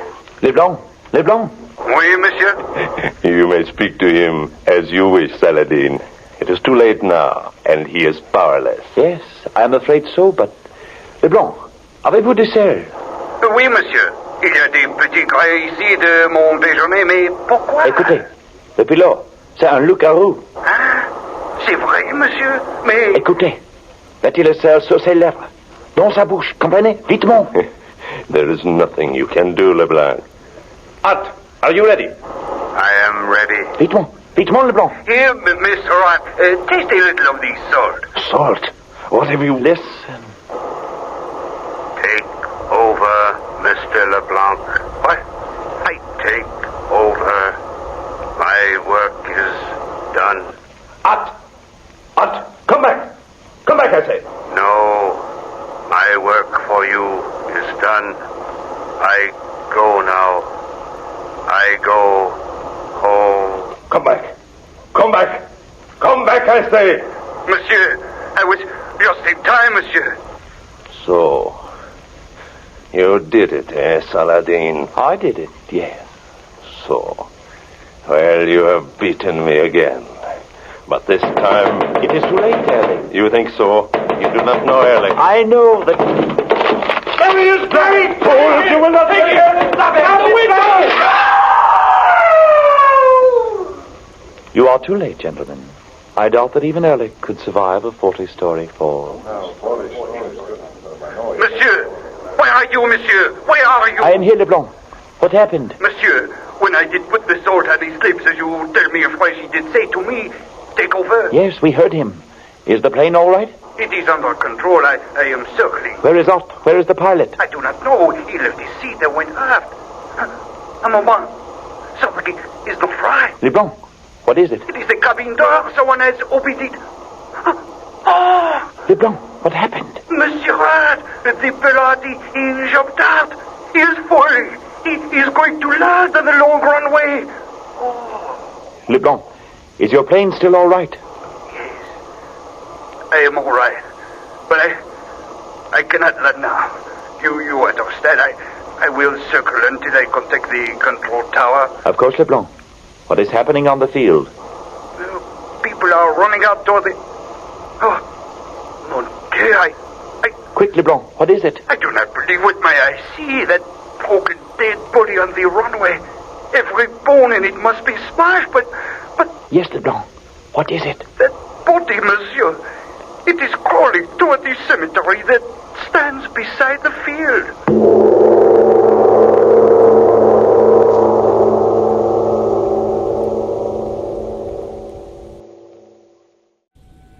The Seeing Eye.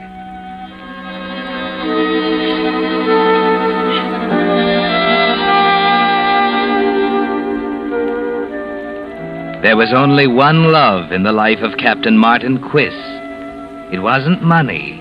He'd long since made more than enough to retire comfortably. And it wasn't women or liquor or self-indulgence. Captain Quiss was part of the sea. It had been his home and his life since the day in 1907 when he signed aboard a purse seiner out of New Bedford as an apprentice seaman. But a love as strong as that of Captain Quiss for the sea can be dangerous. It can blind a man to more important things like human decency and justice. It can lead to compromise and ruin. The closing chapter in the career of Martin Quiss began on a stormy night off the Florida Keys, aboard the steamer Carson City out of New Orleans, bound for Portland, Maine. The night wind, pushing up strong from the east, had reached gale strength when the cabin door burst open. What's the matter, Grant? What are we running here, a ship or a nursery? Now, wait a minute. You wait a minute. Well, address me properly or not at all. All right, Captain Quiss, sir. That's better. Now, what's the matter, Mr. Grant? The first mate's drunk again. He just ordered me off the bridge. That's a serious charge, Mr. Grant. I'm not making charges, Captain. This isn't the pink tea at the Mariners Club. We're in dangerous waters. Ryder is perfectly capable. I tell you, he's drunk. He has no right to be on that bridge. If you don't believe me, call him. Very well, Mr. Grant. Bridge. Ryder? First mate Ryder in the bridge, sir. Lights are bright, all's well. Ryder, Grant has a watch until 8 bells. It's all right, Quiss. Got everything under control. Tell Grant to turn in. Listen, Ryder. Never mind, Quiss. Don't worry, little head. I'm in charge here. Yep. I'm in charge. What did he say? Mr. Ryder's in charge. He's perfectly capable of standing the watch if he chooses. Now, wait a minute. Let's skip the double talk. It's my watch. My name's on the log. It's my responsibility to see that this ship stays on its course for the next 3 hours. You'd better go to your quarters, Mr. Grant. Captain Quist, don't you care what happens to your ship? Mr. Ryder's been sailing for 15 years. Yeah, and every time he gets a few drinks under his belt, he thinks he's Columbus. This isn't the first time, Captain. He's done it before. I can't understand why you let him get by with it. You're here to take orders, Grant, not to tell me how to run my ship. Now get down to your cabin. He's got something on you, hasn't he? Huh? What do you mean? Nothing. There just ought to be a reason why you let Ryder get by with murder. Why he has complete command of the ship 3 days running while you sit in your cabin. Get out of here, Grant. There's something wrong, isn't there, Captain? Get out of here before I throw you an iron. All right, Captain Quist. I'm just trying to do my duty as an officer. If you want to trust your ship to a rum pot, go ahead.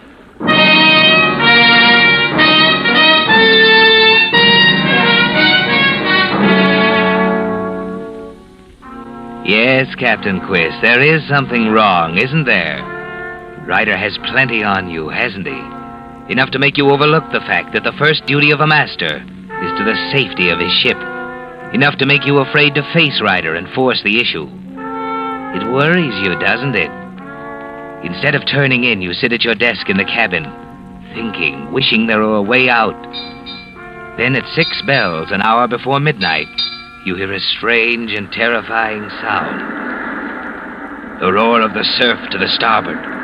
It's close, Captain, too close. Good Lord, Ryder. Do you know what you're doing? Go away, Quist.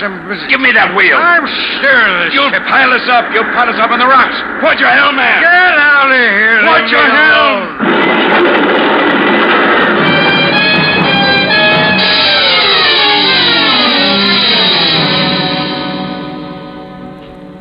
Well, Quist, Grant was right, wasn't he? The Carson City did pile on the rocks, a total loss. 2 sailors dead, a valuable cargo gone. But there is an out, isn't there? Ryder's name doesn't appear on the log. Nobody knows he was at the wheel but you. And Charles Grant, second mate. And Ryder must be cleared if you're to continue your career. You don't care what happens, do you, Quist? Nothing matters now except getting Ryder off. Your life on the sea is at stake. So you play ball because of the strange hold Ryder has on you. You testify that Grant was on the bridge at the critical moment, that in your opinion he's guilty of gross negligence. And the court agrees with you. Second mate, Grant, will you rise and face the court? It is the finding of this court that on the night of May 11th, you, as the officer in charge, were guilty of criminal negligence, resulting in the wreck of the ship Carson City, with the loss of 2 lives and an entire cargo. You are therefore sentenced to a year and a day in the federal penitentiary, with cancellation of your credentials as an officer in the United States Merchant Marine. Do you have anything to say? No, Your Honor. Nothing. To the court. This court is declared adjourned.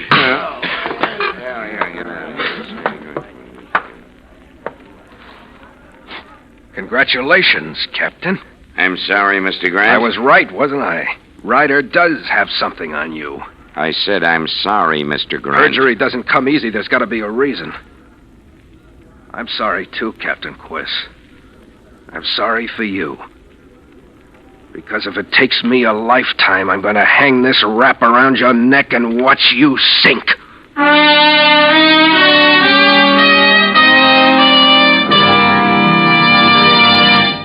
Signal. New Signal gasoline. With the prologue of tonight's story, The Seeing Eye, the Signal Oil Company brings you another of the strange tales by The Whistler. Have you seen the new 1946 cars now being displayed? They're nice, aren't they? But if you've also inquired about delivery dates, you know you're likely to be driving your present car a good while longer. No need to wait any longer, however, for the fun of improved driving performance. No, sir. For with new Signal gasoline in your tank, you actually feel your present car get young again, right now. And that's because new Signal isn't just pre-war quality gasoline, not just old-style gasoline improved, but an entirely new type super fuel. There's a long scientific explanation about how chemists actually rearrange the atoms in gasoline molecules to put quicker starting, faster pickup, higher anti-knock, and longer mileage into new signal gasoline. But for the easy way to prove these advantages, just drive into one of the friendly stations displaying Signal's familiar yellow and black circle sign. Get a tank full of new Signal gasoline. As you step on the accelerator, your own motor will show you why new Signal gasoline actually is the post-war gasoline you can prove is superior. And now, back to the Whistler.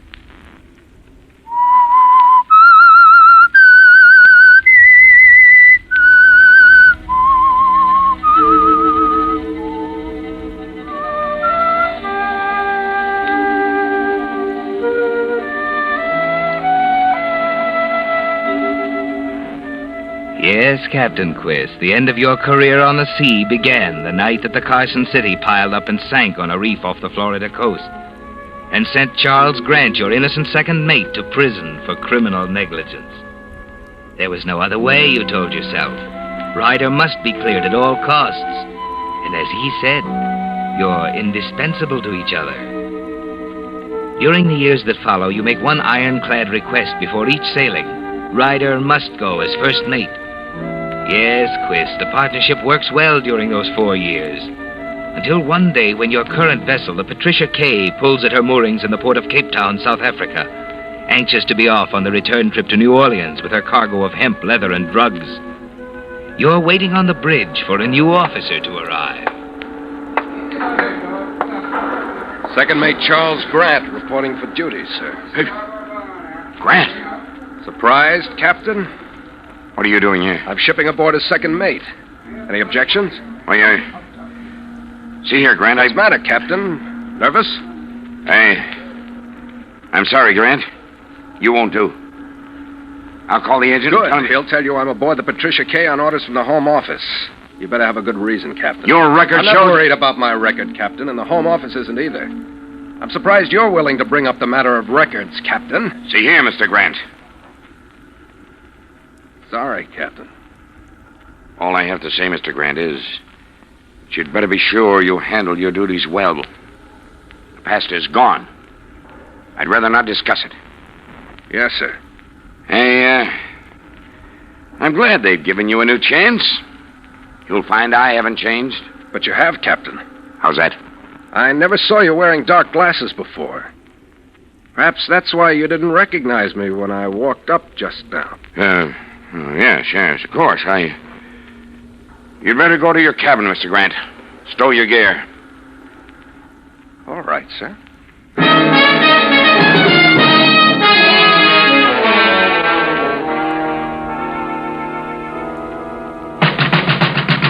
Ryder! Ryder, open up! Yeah, what's the matter? I don't know. Wait a minute now. Take it easy. Look out there. Oh, I'm sorry. You're sorry. It was a fifth of my best bourbon, you stupid stumblebum. Why'd you hang out a sign? I didn't see it. Of course you didn't see it. One more like that, and I'm going to hand you a white cane. Where's your sense? Told you to stay on the bridge till I came up. What'll the men think when they see you stumbling around on deck? Listen, Ryder, I'm through listening. You're falling to pieces, Quiss. I'm tired of playing seeing eye for you every time you have one of these spells. If I had the brains I was born with, I'd make you retire. I'd kill you first. You know, I think you would. Come on. We'd better cast off. Got a half hour to clear the port. The new second mate aboard? Yes. Who is he? That's why I came here. He's not a new second mate, Ryder. Oh, who is he? Grant. Grant? What are you talking about? You heard what I said? He's been in stir. He hasn't got a license. He's here on orders from the Home Office. Nothing I can do. What do you mean there's nothing you can do? That guy can't sail. That's all there is to it. I called the agent. The agent. Good Lord, why didn't you have him shanghaied? I tell you, that guy's not going to sail. I'm going up there. Now, wait a minute, Ryder. Shut up. I'm going up Ryder! I'm still in command of the ship. And I want you to remember that. If there were anything I could do, I'd do it. But unfortunately, there isn't. Grant's on board for the voyage, and we've got to make the best of it. All right. I'll make the best of it. And I'll make the best of it when we get to New Orleans, too. No? Whether you like it or not, Quiz, this is your last voyage. I'm through hanging on to a guy who's fallen to pieces. What does that mean? Grant isn't dumb, and he isn't here for the trip. If you had the brains you were born with, you'd have seen it and brushed him off. It wasn't possible. I don't care whether it was possible or not. Had to be done. And if we're lucky enough to keep him guessing this trip, you're going to decide to retire when we get to New Orleans. And if I don't? The Home Office is going to be surprised to discover that one of their top skippers has a habit of going blind every 6 weeks. And don't try to scare me with that negligence charge. You'd go up just as fast as I would, and for just as long. Who are you? And one other thing. You're going to recommend your bright young first mate to succeed you. How does that sound to you, Quiz? Captain Ted Ryder.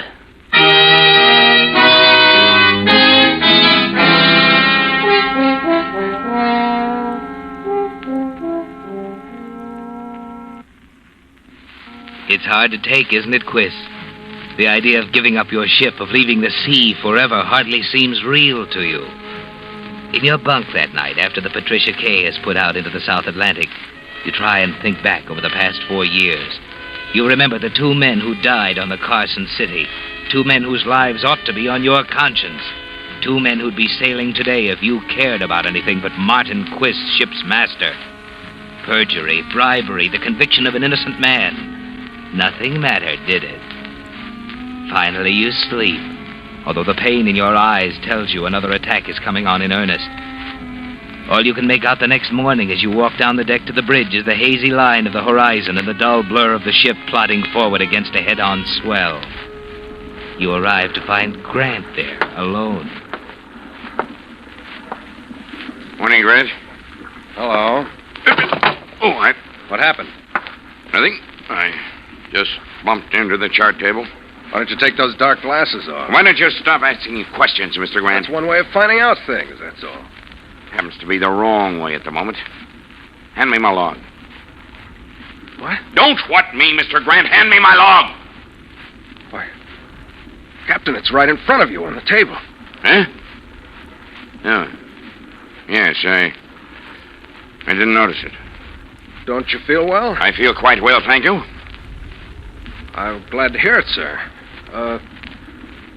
What do you suppose that schooner is doing on our starboard bow? Never saw a ship that small in the South Atlantic. Huh? Where? Over there. See her? Huh. Oh, yes. How do you make her out? Coastwise African trader, probably. We're only a day out. Can't be more than 100 feet. Or would you say she was larger? I'm not interested in whether she's 100 feet or 1,000 feet long, Mr. Grant. Turn to your wheel. Yeah. Who are you trying to kid, Captain? What do you mean? You wear dark glasses day and night. You bump into the table. You can't see the log. Who said I can't see the log? You might as well know, Mr. Grant, that if I choose to wear pink glasses and a green jacket, I'll do so. It so happens it's none of your business. On the open sea, the captain's eyes are everybody's business. It has nothing to do with my eyes. It was an accident? Of course. That ship out there, is that an accident, too? What are you getting at? I can see that ship perfectly well. I apologize, Captain. I was wrong about your eyes. You have excellent vision. Thank you. It takes a good man to see over the horizon. What do you mean? That's where she must be. There isn't any ship out there. Tell me, Captain, what made you think you'd get away with it? A ship's captain without eyes. But I told you I felt sorry for you once. I still do. That's where the partnership comes in, isn't it? Your brains and Ryder's eyes. Now listen, Grant. You'll do anything to keep that lousy master's license, wouldn't you? You'd stab your best friend in the back, buy and sell witnesses, perjure yourself. Yeah, you'd even kill me if you thought you'd get away with it. Why, Quiz? Why didn't you have sense enough to throw in the towel before it got too big for you? You wouldn't understand. You bet I don't understand, and the families of those 2 men in the Carson City don't understand either. You're a murderer, Quiz. I suppose you know that. Will you stop it, Grant? Stop it! That's exactly what I'm going to do. When we get to New Orleans, I'm going to stop it. For good this time. You can buy all the witnesses in the world, Quist, but it won't do you any good. This time it's going to stick.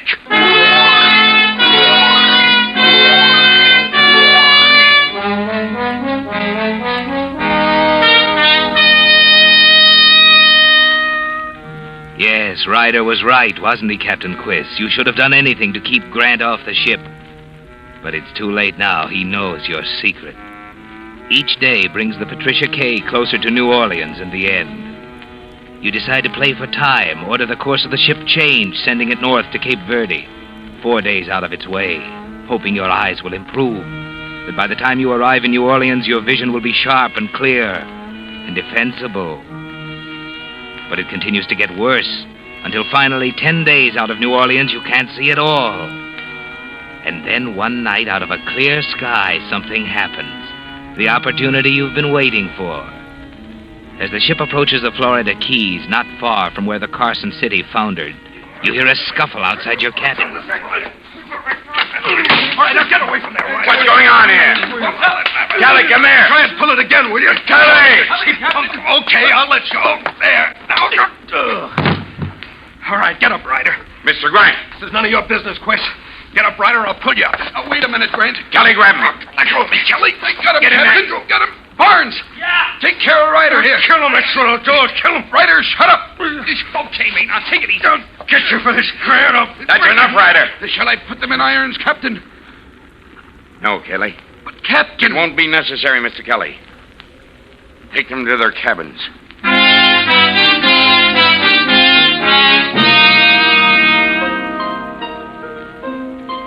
That gave you an idea, didn't it, Quiz? There's a way out after all. You feel your way back into your cabin and think. Ryder was up to his old tricks again, drunk, trying to take the wheel away from Grant. It was timed perfectly, wasn't it, Captain? 2 competent witnesses present, 2 reliable supporters, both of whom heard Ryder swear he was going to kill Grant. The men are puzzled as to why you didn't throw them in irons. But there's a good reason. They have to be free to come and go as they please during the next night. Free to jump through the hoops you're preparing for them. You go to your cabin after dinner the next night and sit at your table thinking it through. Then at 7 o'clock, you call Grant. Did you want to see me, Captain? Oh, it's you. Yes. I've been standing here for some time. Grant, I've been doing a lot of thinking lately. Perhaps you wondered why I didn't exercise my authority when you and Ryder had that scuffle last night. I didn't expect Ryder to get it, if that's what you mean. As a matter of fact, I've come to the conclusion you're right. What do you want? When's your trick at the wheel tonight? I'm on at 8 bells, replacing Ryder. I see. I've decided to clear you, Mr. Grant. I'm going to put it in writing. It's apparent I'm not much good on the sea anymore, and at least I can try to right the wrong I've done. What? I know it's hard to believe, but I'm going to ask you to keep it to yourself until we arrive. Ryder mustn't know about it. But how can you? I can manage a typewriter quite nicely, thank you. I'm not asking for any thanks. I don't deserve anything. I'll go that far with you. Report here just before you go on watch. 8 bells sharp. Is that clear? You're a little unpredictable, Quiz. I didn't ask for your opinion. I asked whether or not it was clear. Very well, Captain. I'll be back at 8 bells.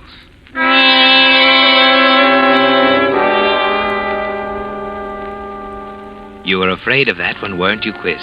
But he fell for it, hook, line, and sinker. You'll be ready for him at 8 bells with Ryder conveniently alone, unseen on the bridge. You can tell he's alone. Anyone going to the bridge must pass the narrow strip of deck outside your door. Quietly, you feel around in the drawer of your chest. Ryder's Navy revolver, right where you put it this morning. Now the knife and some string. You walk carefully to the door and run your hands over the panel to get just the right spot, breast high, a little to your right, on a line with Grant's heart as he comes in the door. You drive in the point of the knife and tie the string to the knife handle. Then you walk back to the desk, drawing the string with you. At the desk, you sit down. You pick up the gun and prop it up with the barrel running alongside the tight string. When the gun is properly lined up, you pull the string and draw the knife toward you. You put them back in the drawer. Then you release the safety catch on the gun and wait. You're ready for him now, aren't you? With the gun accurately aimed at the spot in the doorway where the bullet will count most when Grant opens that door. It seems like hours. Your hand is cramped around the gun, but you don't relax for a second. There's determination in your mind. You're doing it for the sea, and you won't give it up for anyone. Then...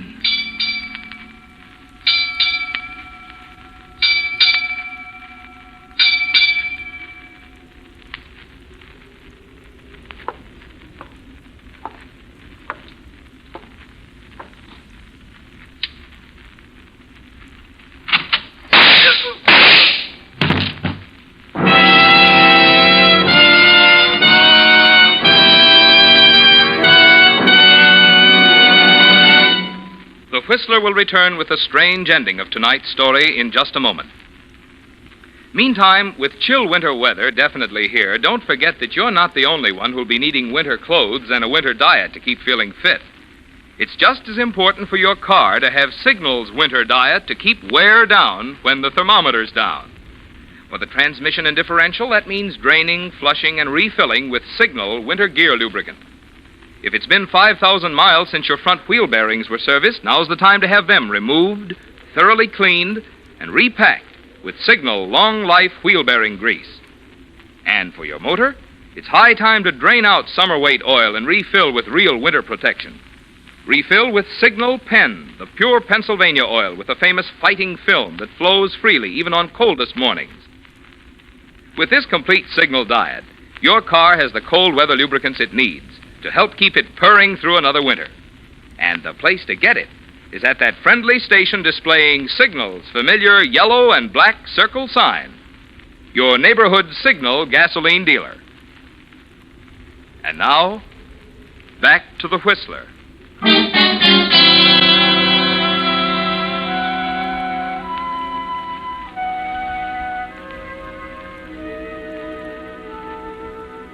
Well, it's over now, isn't it, Captain Quiz? Your system worked. The second shot wasn't necessary.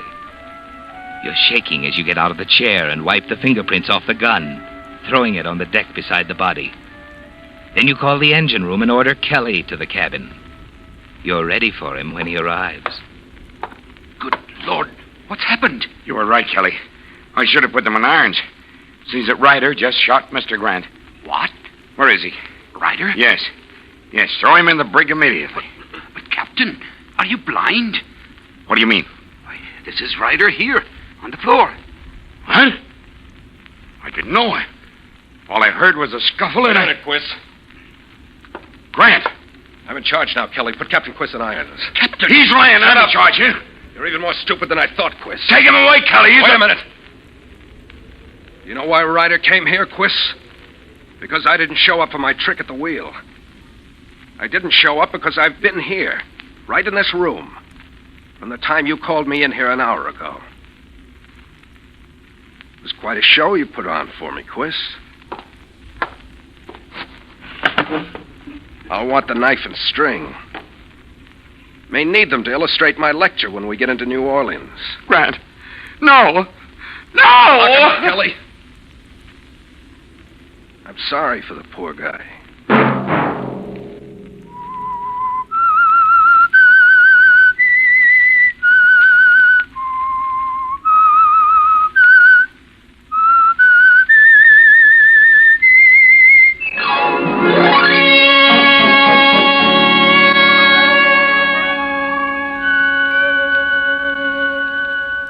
Next Monday at 9 o'clock, the Whistler will bring you...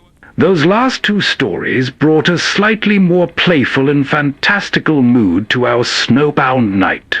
Lights Out's Battle of the Magicians gave us a wonderfully strange excursion into the supernatural, while the Whistler's The Seeing Eye kept that unusual late-night feeling alive for a little while. The storm outside almost seemed like part of the show. Another bit of magic happening just beyond the motel window. We've decided to step outside now, onto the motel's covered exterior corridor, just to see the snowfall a little closer. The wind is cold, the trees beyond the walkway are disappearing behind sheets of white, and snow is piling up everywhere beyond the shelter of the roof. Through an open window beside us, we can still hear the old AM radio inside. Next comes Night Beat with the Devil's Bible, followed by Crime Club and Murder Rents a Room from 1947.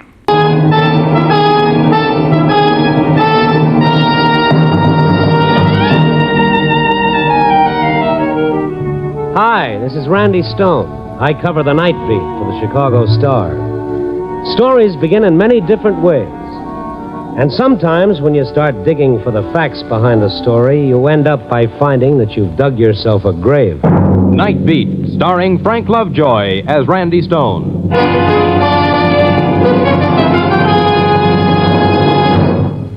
On a hot August afternoon back in 1936, young Bobby Feller stepped out on the mound and started his first major league game as a Cleveland Indian. He was just 17 years old. Bob, step up here and tell us what happened that day. Well, Ed, I was really loaded with Wheaties for that game. I struck out 15 St. Louis Browns. You think the Wheaties helped, eh, Bob? Ed, I'll tell you, Wheaties always help. I've been eating them for pretty near 20 years, 4 or 5 times a week. And Wheaties with milk and fruit are still my favorite breakfast dish. That's wonderful, Bob. Thanks for stopping by, and best wishes to a real Wheaties champion. Yes, thank you, Bob Feller. And folks, did you hear what the man said? Wheaties always help. Now, you may not play baseball for a living, but you can use whole wheat energy, too. You try it. Breakfast of champions. Have some and see yourself how Wheaties at 7 can help at 11.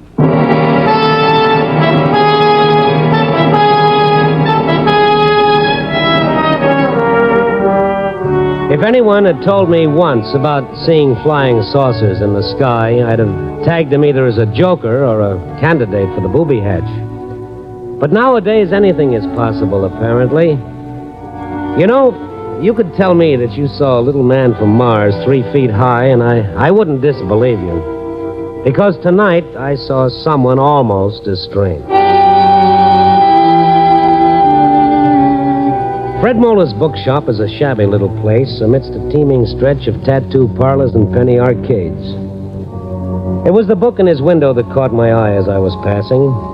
An early edition Bible, richly bound in antique leather, hand-tooled and inlaid with heavy gold leaf. It stood out against the books that surrounded it like a 90-carat diamond in a display of 10-cent jewelry. I looked up, and there was Mr. Moeller watching me through the dusty window with the smile of a man holding in his spear. And I went in. Hello. A little early, aren't you? Early? It's almost 10 o'clock. I know. I'm just looking at that old Bible in your window. You are a collector of old Bibles, no doubt. No, not exactly. I just happened to see that same book on Mr. Ron Heileman's living room floor the night he was murdered about 6 months ago. I am aware of that. You mind if I have a look at it? You brought the money with you? No tricks? No tricks. Look, all I want to do is see the book. One moment.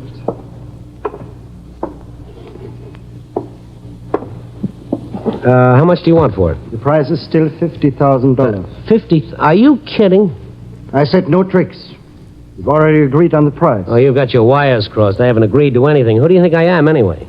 Aren't you the man? The name is Stone, Randy Stone of the Chicago Star. Oh, a newspaper reporter.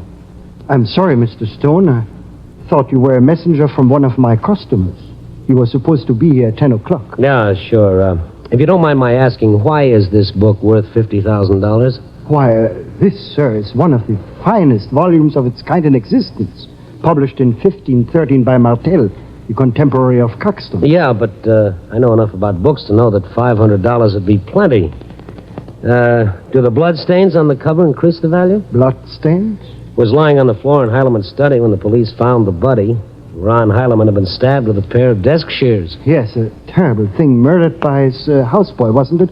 A man named... Canto, Willie Canto. That still doesn't make the book worth $50,000. Well, there's something different about this book. Oh, is that so? Oh, this book is the Black Gospel. Fine. Don't rush away. It's very interesting. For instance, the first 12 sections are the first 12 books of the Bible. Can you read this Old English script? Well, not as well as an old Englishman, but I can try. Read it. And he burnt the house of the Lord at... What's this other stuff that follows on the next page? Hail to thee, Lucifer. What is this, anyway? Don't you see? It's the beginning of the Black Gospel, the Devil's Bible. What's that? Well, you see, in the year 1513, possession of this sort of literature was a sure passport to the gallows or the stake. Now, here's the invocation to Satan himself, summoning him up from hell, which was considered the most potent of all the spells used in witchcraft. Mr. Mola, why are you trying to keep me here? Well, You're not sure whether this messenger you're expecting at 10 will come with money or a gun, is that it? Oh, really now? Well, if you're afraid, why don't you call a cop? I got work to do. I can't stay here and play bodyguard. Wait, please. The police wouldn't understand. Well, if it's that kind of a deal, then all I can suggest is you make with a spell, call up the devil, let him protect you. I'm going. Some of these prayers to Satan are remarkable, Mr. Stone. Here, let me read you one. Oh, well, if it'll make you feel better. Hail to thee, Satan, Lord of Death. Praises to thee, Prince of Destruction. Let transgression of the wicked be glorified, and the purple testament of war be proclaimed. Take us, Lucifer, son of the morning, for we are thine. Good evening. Mola's eyes popped at the apparition that had appeared behind us. He'd come in soundlessly through the open door, a bearded man in a black turtleneck sweater, dark trousers, and black sneakers. What do you want? The book? I came to get the book. What? What book? The one you have there.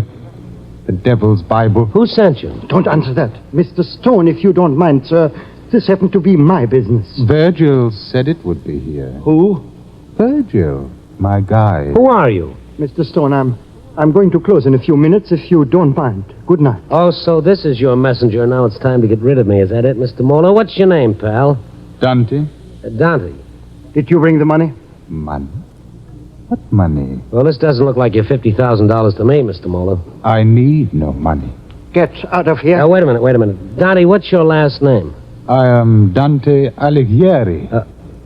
Oh, the 14th century Italian poet who wrote the Divine Comedy. He's a madman. Yeah, but he writes like a dream. It was Virgil who took me to purgatory. My Beatrice led me through paradise. We walked with the angel. First it's a newspaper reporter, now it's a lunatic. Princes of hell, Zamiel, Asmodeus, and Apollyon, they are powerless before me. Their testament is mine. Now give it to me. Get out of here. I tell you it's mine. Mine. Keep your hands off it. Easy, Danny. Let go. That's better. Now get out. The fawn in the turtleneck sweater left reluctantly, looking back over his shoulder as he eased out the door and slipped off into the night. And as I watched him go, I had a funny feeling that somewhere, sometime, I'd seen that strange, thin face with the high cheekbones and the pointed ears before. I headed for the garage to pick up my car. I wondered where he'd gone and where he'd come from. And then suddenly, there across the street, leaning against a lamppost, staring back at the light still shining in the bookshop window a block away, I spotted him. I stepped off the sidewalk and hurried toward him. He turned abruptly, and I called, "Hey, Danny, wait!" But he fled into the darkness.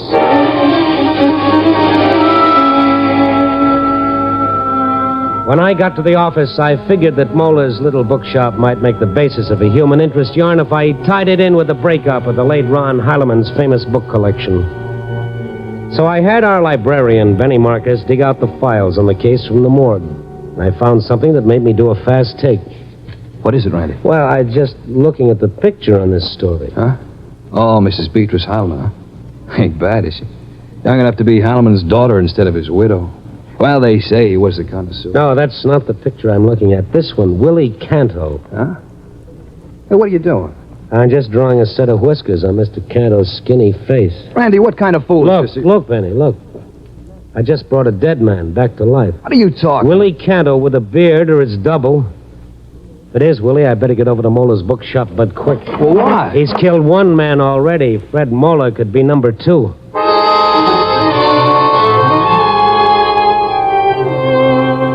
I'd have called the police if I hadn't been afraid of raising a false alarm, which proves that silence is sometimes a poor substitute for brains.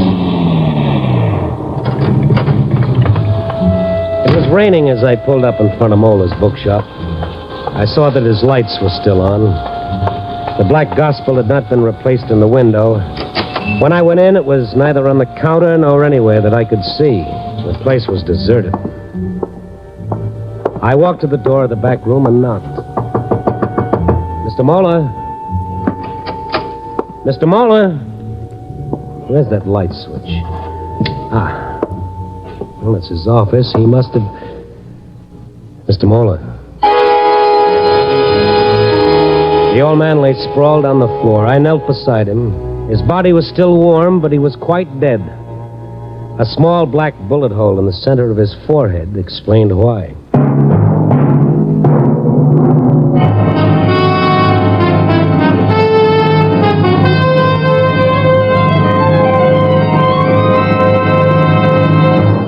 General Mills is bringing you Night Beat, starring Frank Lovejoy as Randy Stone.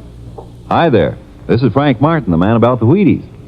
You know, I like talking about Wheaties on Night Beat because our star really eats them. And incidentally, I eat them. The burning question is, do you eat them? Truth is, millions of Americans do eat Wheaties. And I have a hunch one reason is that Wheaties taste so good. Nothing I can say about crisp flakes and all that will tell you half so much as the fact that millions of us eat them and love them. So, not one more word will you get out of me right now on the good, solid, whole wheat taste of Wheaties. You try them and you'll know all. Now, of course, there's another reason why so many millions of us dip into Wheaties come breakfast time. It's the whole wheat energy, the wonderful energy that makes the whole morning go better. There's a whole kernel of wheat, for goodness sake, in every flake of Wheaties. That's why they give so much. That's why they're so poppin' full of vitamins and minerals for your good morning. That's why Wheaties with milk and fruit starts a breakfast to remember. So why don't you join us tomorrow morning, us millions of Wheaties eaters? Make yours breakfast of champions, too. Join us, and you'll see how Wheaties at 7 can help at 11. Do that, huh?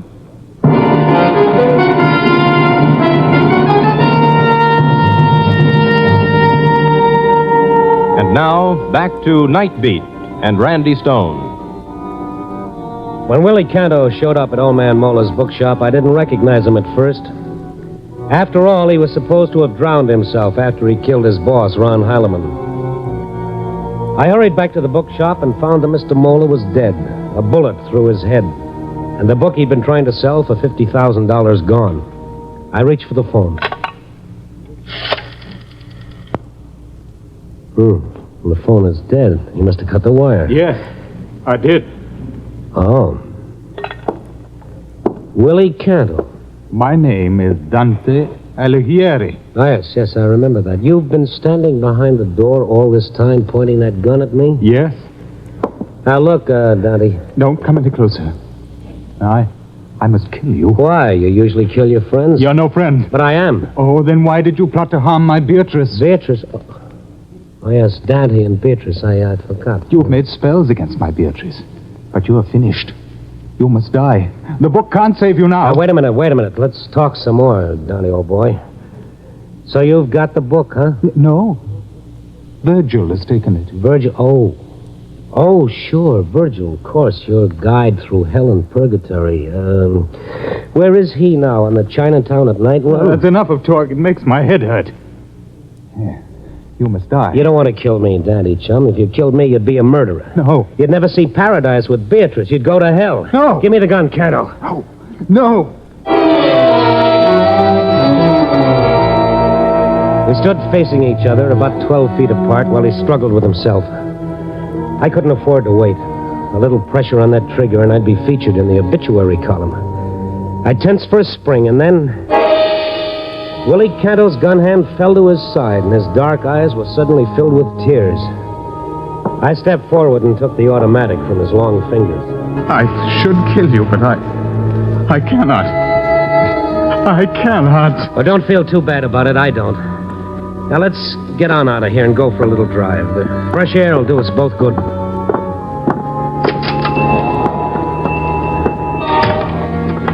Ah, the rain stopped. There's my car. Hey, Willie, come back here. Canto, come back or I'll shoot.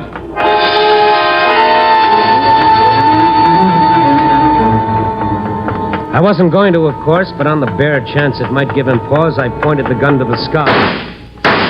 The shot seemed to give him jet propulsion.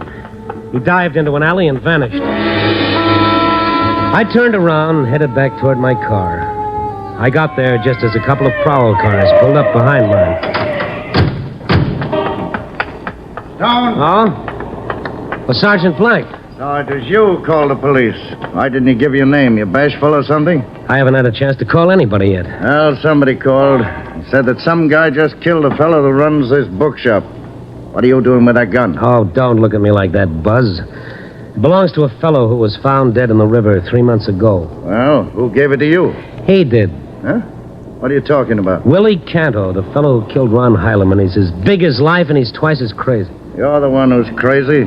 Everybody in the Heileman household identified Canto's body. His wife, his secretary, John Talbot, the butler, the gardener. So they made a mistake.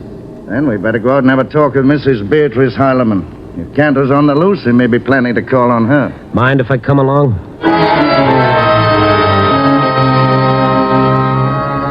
The Heileman estate featured a lot of formal gardens, 2 or 3 guest cottages, and a mansion about the size of Mount Vernon. The only thing that could have made the interior more early American was a stuffed Indian over the mantelpiece. Tears shimmered in Beatrice Heileman's lovely violet eyes as Sergeant Black told her what had happened. Oh, poor Willie. I guess I was wrong when I identified that body as his. But even John Talbot, my husband's secretary, thought it was he. I don't want to alarm you, Mrs. Heileman, but there's a chance Canto may show up here. Oh, but Willie wouldn't harm me. Why, he was always devoted to me. He was devoted to your husband, too, but look what happened. I still can't believe it. My husband was so kind to him, so gentle. He even tried to teach Willie to understand some of those dull books of his. Like Dante, Dante? Why, that was my husband's nickname for Willie. How did you know? Willie thinks he is Dante. Oh? Ron was always giving people the names of characters in his books. Sometimes I don't think they were very complimentary. But I was never too sure. Who was Virgil? Virgil? Yeah.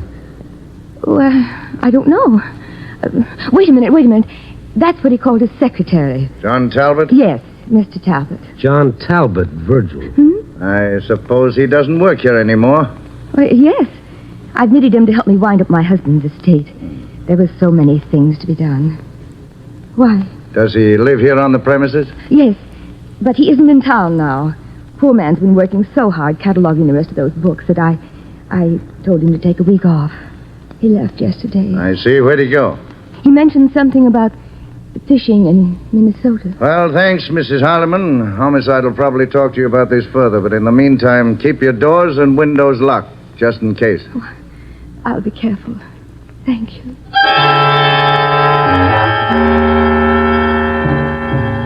When we stepped out into the night, it had begun to rain again. Sergeant Black drove off to make his report to headquarters, and I stopped to light a cigarette and try to make some sense out of the mess. And then I saw a dim figure emerge from a side entrance to the big house. The figure of a man standing momentarily in a yellow fuzz of light that shone from the open door, a small, familiar silhouette. The door closed and the darkness swallowed him, but there was no doubt about it. It was Willie Canto. I jumped out of the car. Willie! I caught sight of a shadowy figure as he whirled and ran toward the back. Willie! He headed toward the guest cottages, barely visible in the faint glow of a distant street lamp, and for a moment I lost him. Then I heard him leap across the veranda of one of the cottages, and I charged after him. He didn't have time to bolt the door in my face. Willie, what's the matter with you? Just want to have a word? Where are you? Turn on the light. Where's the switch? Wait. That's better. What are you scared of? You're the police. What gave you that idea? I heard you. In the house. You were talking to my Beatrice. Oh, I see. She knew you were there all the time, didn't she? Why, yes, of course. I was in the next room. Well, I'm not with the police. I'm just a broken-down reporter. So put that nice big knife down, Willie. Huh? First a gun, then a knife. You're a bad boy, Willie. What do you want of me? That knife, put it on the dresser, and then we'll talk. Now, that's better. Now, what were you doing out there in the rain? Going away. Far away. Why? She says, if I love her, I will go away. Farther than before. Than before? Where was that? Where you been spending the last 6 months? On the island. What island?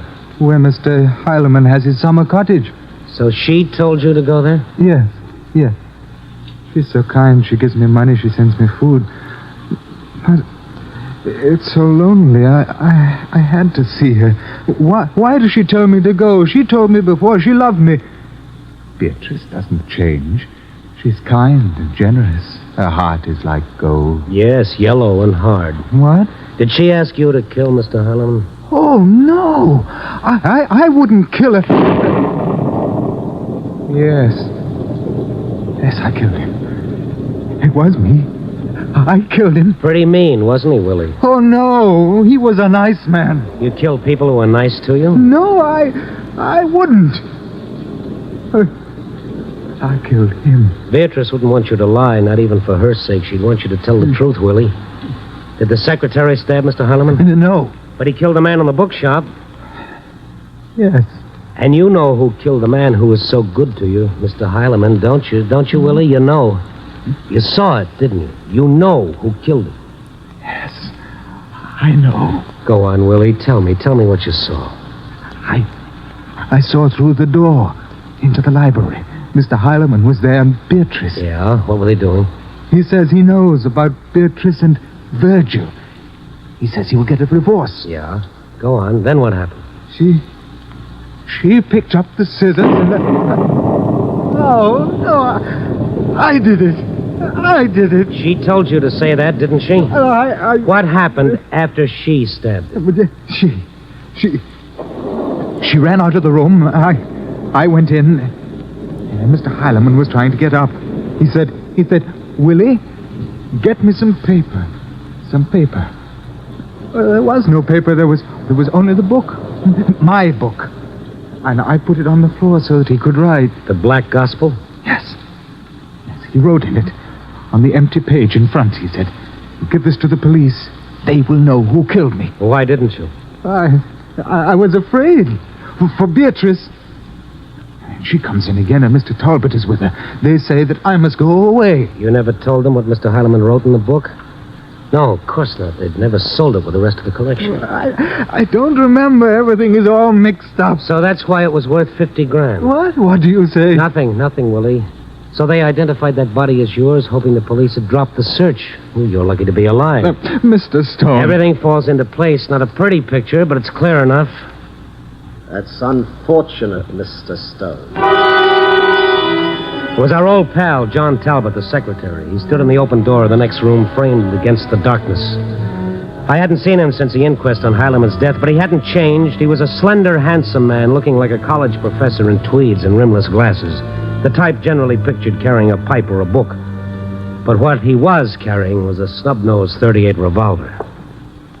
A touching little tale, Willie. Virgil. Does that gun mean I should have knocked before entering? Opportunity is always welcome, Mr. Stone, whether it knocks or not. Opportunity for what? To dispose of an unforeseen problem. Oh, meaning me, I suppose. Meaning both of you. It's Beatrice. Her footsteps. John, it's all right. They've gone. I've been waiting for you. Oh, Mr. Stone. Willie. Beatrice, I was going away, but Mr. Stone... Shut the door. John, what is this? Why the gun? It seems that your faithful Dante has been talking to this newspaper fellow. What? Rather extensively, I'm afraid. Willie, have you gone crazy? Oh, Mr. Stone wouldn't harm you, Beatrice. You wouldn't touch her, would you, Mr. Stone? Not without gloves. What did he tell you, Mr. Stone? That lunatic. And you believe him? John, is that why you're holding a gun? You fool! What does it matter what Willie said about me? There's no proof. You consider yourself safe just because I destroyed that wretched book. Oh, no, my dear. That's not enough. I've got to silence them. Put away that gun! Let go of me, you little fool. This fellow knows too much. I can't stand anymore. I can't stand it. Let go of my arm. So many terrible things. I can't stand it anymore. I said let go. Oh! You hit her. You hit her. Willie, no. I'll kill you. Get back and drop that knife. Willie Canto staggered as I leaped forward and knocked the gun from Talbot's hand. Talbot reeled backwards and sat down heavily on the sofa behind him. It was then that I saw the dagger in his side and the red stain spreading. Beatrice stood with her back against the wall, her eyes wide, staring at Talbot, and then at Willie lying doubled up on the floor. And suddenly she gave way. I snatched up the gun and went to the phone. As I reached for it, I saw that Willie had risen to his hands and knees, his thin face glistening with sweat. He began to crawl towards Mrs. Heileman, one hand reaching out for her, his eyes glazed with pain. Beatrice. My Beatrice. No! Don't touch me! Beatrice! Keep away! I can't stand you! No! No! No! Beatrice, come back. Oh, please, please. My Beatrice. Dante's Inferno. Yep. Hello, operator. Get me the police.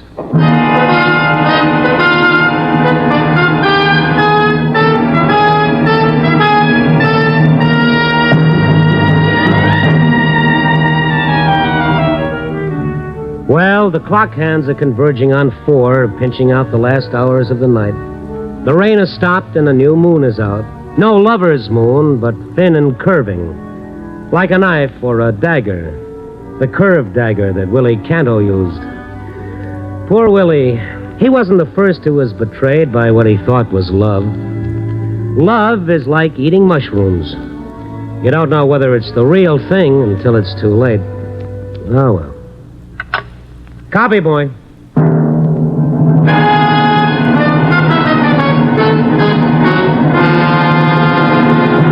You are listening to Night Beat on the Wheaties Big Parade. If you're a mother or a father with a warm spot in your heart for pink cheeks.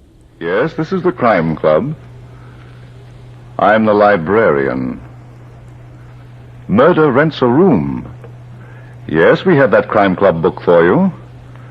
Come right over.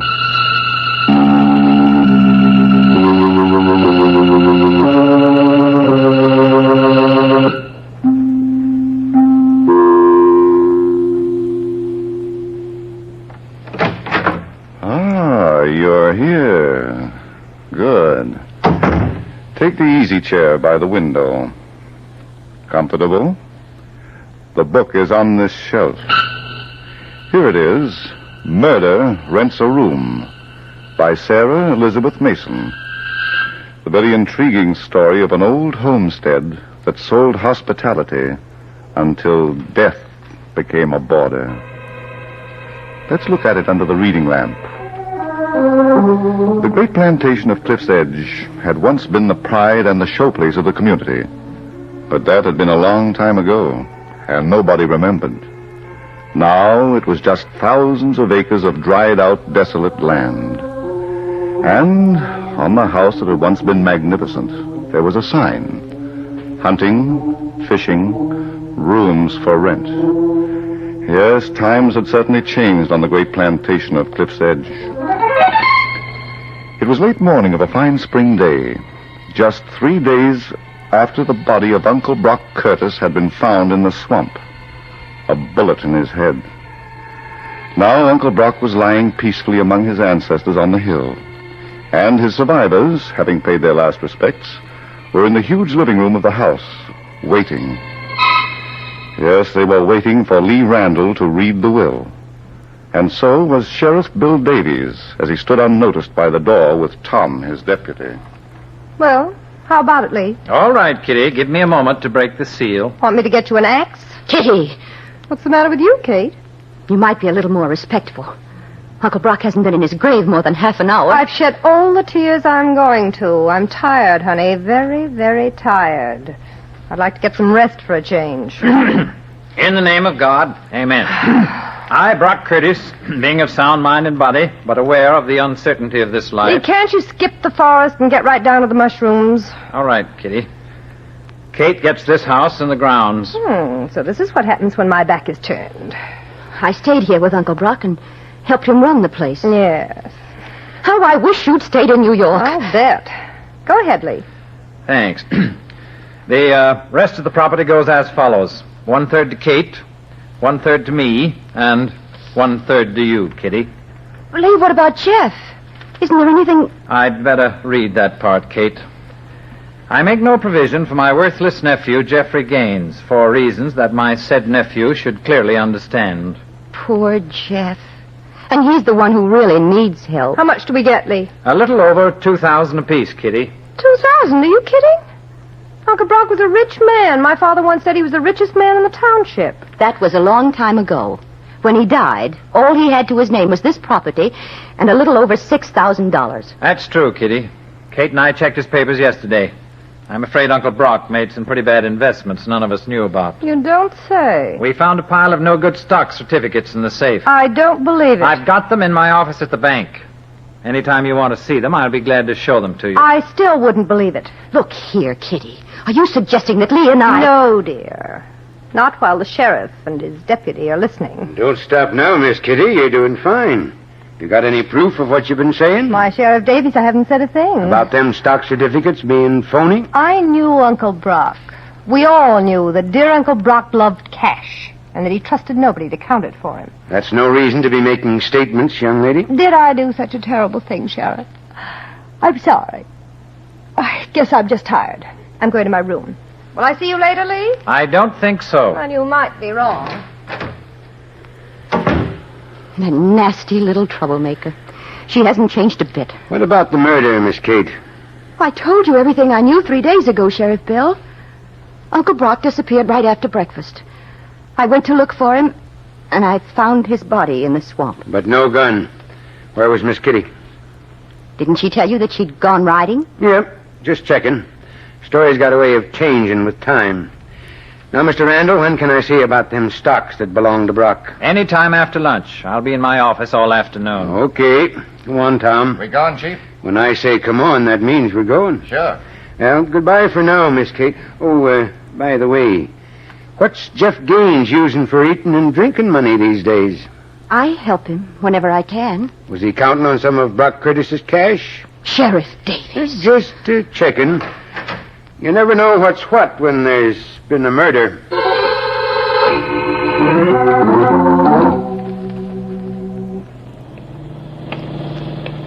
Hey, Chief, we're passing Jeff's farm. I know. Okay, but I figured you wanted to talk to him. Changed my mind, Tom. We're going back to headquarters. Uh-huh. You got an angle? Maybe. Gonna relax and let nature take its course. Oh, I see. There are 4 parts to this puzzle, and Jeff's only one of them. Sure. We do nothing until all 4 parts get moving. If them stock certificates are phony, then somebody's got a lot of cash that belonged to Brock. Yeah, but what's that got to do with nature? Human nature, Tom. Nobody likes to be left out in the cold.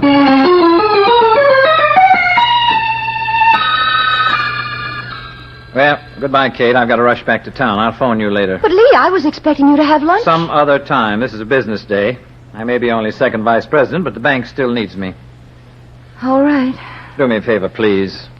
Forget what Kitty said. I can't. But I told you she didn't mean it. She was disappointed about the inheritance and got excited. She knew Sheriff Bill Davies was in the living room with us, listening to every word. But she didn't realize, and she apologized. Oh, yes. It's about time you recognized her favorite pastime, getting people into trouble and then apologizing. Well, I'm not going to worry about it. If those stocks are fraudulent, then Kitty will have to prove how she knew. She's just guessing. Goodbye, Kate. And please don't tangle with her. All right, Lee. Remember that. I'll speak to you later.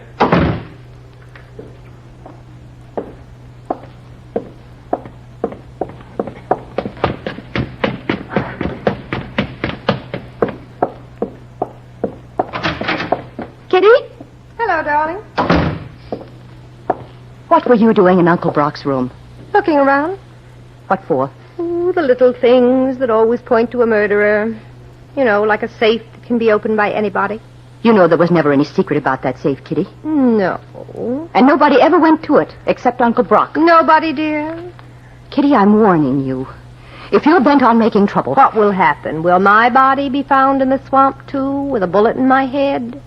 What do you want? My share of Uncle Brock's money. You're getting it. Yes, darling, but not where I like it. Think of Jeff. He gets nothing. You're changing the subject, dear. Kitty, why don't you try to be reasonable? It isn't my fault or Lee's fault that Uncle Brock made those investments. You know how he kept things to himself. Yes, I know. Lee checked those stocks through the bank. And when he told me they were worthless... You sat right down and cried. Oh, shut up. How do you think I feel about losing my share of $150,000? I could never imagine. Owning a lot of paper in companies that don't even exist anymore. Do you think I like it? Then why don't we make a deal? What do you mean? You killed Uncle Brock, honey. Did I?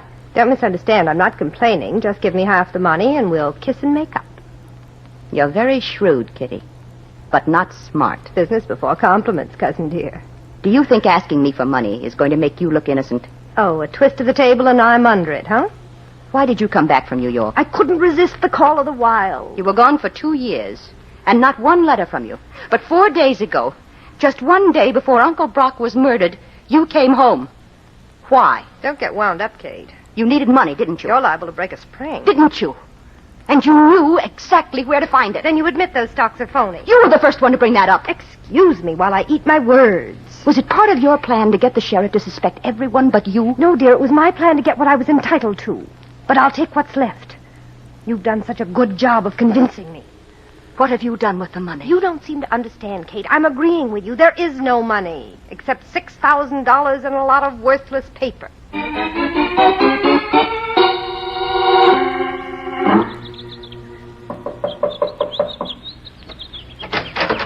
Hello, Jeff. Kitty. Kitty, sweet. What do you want here? Are you still mad at me? You've got no right to come to my house. Leave me alone. Jeff. Get away from me. You still love me, don't you? If I wanted to come back to you, what would you say? What would I say? Let's go in. Kitty, are you asking me what I would say? Look at this place, Jeff. How can you live in such filth?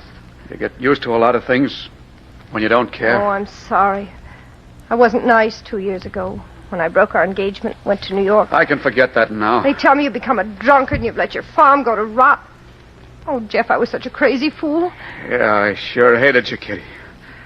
I swore if I ever saw you again, I'd kill you. That's funny, isn't it? I was going to kill you. You're a little drunk, aren't you? I guess I am, but I can see you. That's enough for me. Jeff, please. What's the matter? Every reunion starts off with a kiss. No, not now. We've got so much to talk about. Sure. You don't like the smell of my breath. And I need a shave. Okay, let's talk. Jeff, why didn't you come to Uncle Brock's house these last 4 days? Because he told me you were there. He told you when? The night before he was killed. I met him on the road, that old miser. He didn't even own a car. Cost too much. Horses are cheaper. Carriages don't use gasoline. Yes, I know. He gave me plenty when I breezed in with my car. I got taxes due on this property and a payment on the mortgage. I asked him to give me a loan to help me out. What do you think he said? And him with all that cash in his safe. Jeff, did you ever see it? Nobody ever saw it, you know that. Or smelled it either. But it was there. Everybody knew it was there. And it's still there, waiting to be spent. No, it isn't. What did you say? Somebody stole it. Now, see here, Kitty, I've got a great sense of humor, but don't take any bets. Don't get excited. You didn't lose anything. I didn't expect anything. He told me he was going to cut me out of his will. But Kate promised to pay off my debt so I can keep my home. Kate? She was here the day before yesterday after Sheriff Bill and Tom got through asking me a lot of silly questions. She told me not to worry. Jeff, don't believe everything you hear. What are you talking about? You're not getting any help. Sheriff Davies is going to arrest you for the murder of Uncle Brock. What? Me? That's right. He's out building up his case right now. But I didn't kill him. How do you think that'll sound in court? Coming from you. Oh, yeah. From a no-good bum. Who put him up to it, Kitty?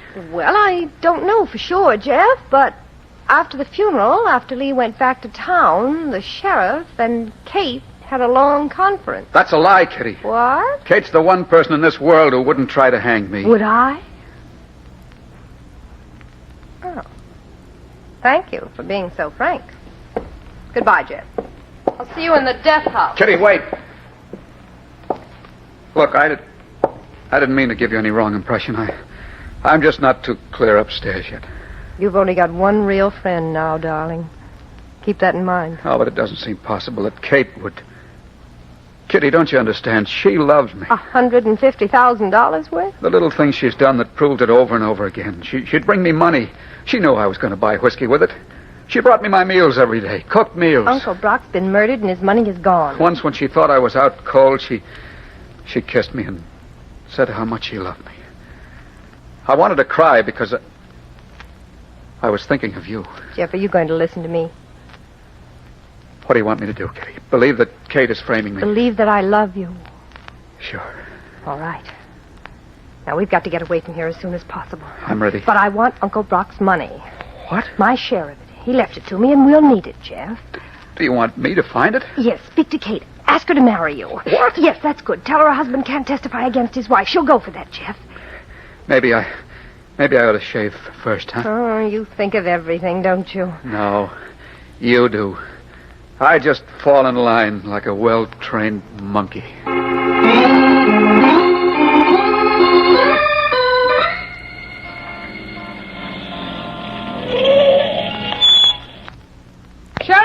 Sheriff Davies. Huh? Oh, Miss Kitty. What brings you to town? I've got to talk to you about something very important. Mm-hmm. Want to come into my office? No, I can tell you right here. I've just been to see Jeff Gaines. Was he sober enough to see you? Take a look at this. Okay. What's so special about a $50 bill? I found it on the floor in Jeff's house. You did what? Jeff was drunk. He didn't realize I picked it up. That should solve your mystery, Sheriff. Yeah. Where would he get a $50 bill except from... You talked to anyone else about this, Miss Kitty? Not a soul. Good for you. I'll do all the talking that has to be done. Oh, to think that I came so close to marrying him 2 years ago. Are you going to arrest him now? No. But that $50 bill... It don't make a case, young lady. But maybe after I've seen Mr. Lee Randall and them stock certificates at the bank, it will make a case. Go on, Tom. Okay, Chief. Let's go.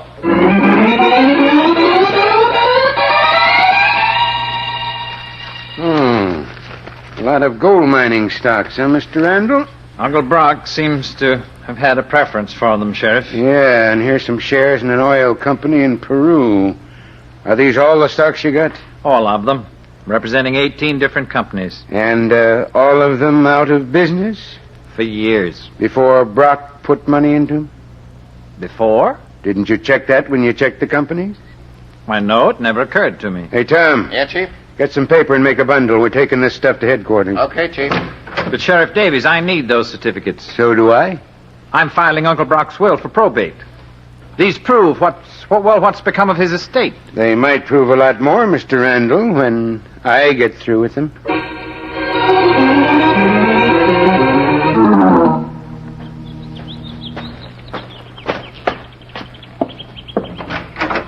Jeff? Jeff, are you home? Yes, I'm home. Kate? Who else? The Queen of Sheba? I brought you some lunch. I'm sorry I'm so late, but... Why, Jeff, what are you dressed all up in your Sunday suit for? Still looks good, doesn't it? It's the first time I've worn it in 2 years. Why? I thought you might like to see me as a human being for a change. You've never looked like anything else to me, Jeff. Thanks. I was going to call on you at Cliff's Edge. It's clean there, and... Kate, there's something I've been wanting to talk to you about for a long time. Yes? Wait a minute. What's the matter? There's a car coming. Oh, for pity's sake. What are you so nervous about? I've been watching every car for the past hour. Looking out of the window like a hunted criminal? Shut up. Why? It's turning into my driveway. It's the sheriff and Tom. What? I ought to kill you for this, Kate. No. You sent for them, didn't you? You told them to meet you here. You were bringing me lunch. A cooked lunch. But that takes time to eat. What are you taking down that shotgun for? You're not going to frame me, Kate. I'm going to be just outside this back window. And I'm going to be listening. If you so much as tell them where I am, I'll kill the three of you.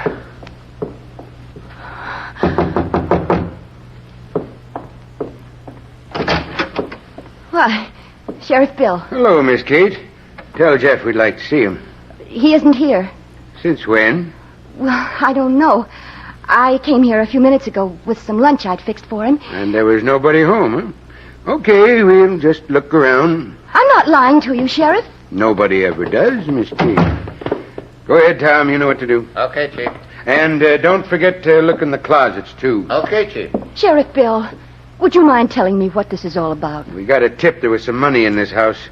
Here? Who told you? Miss Kitty.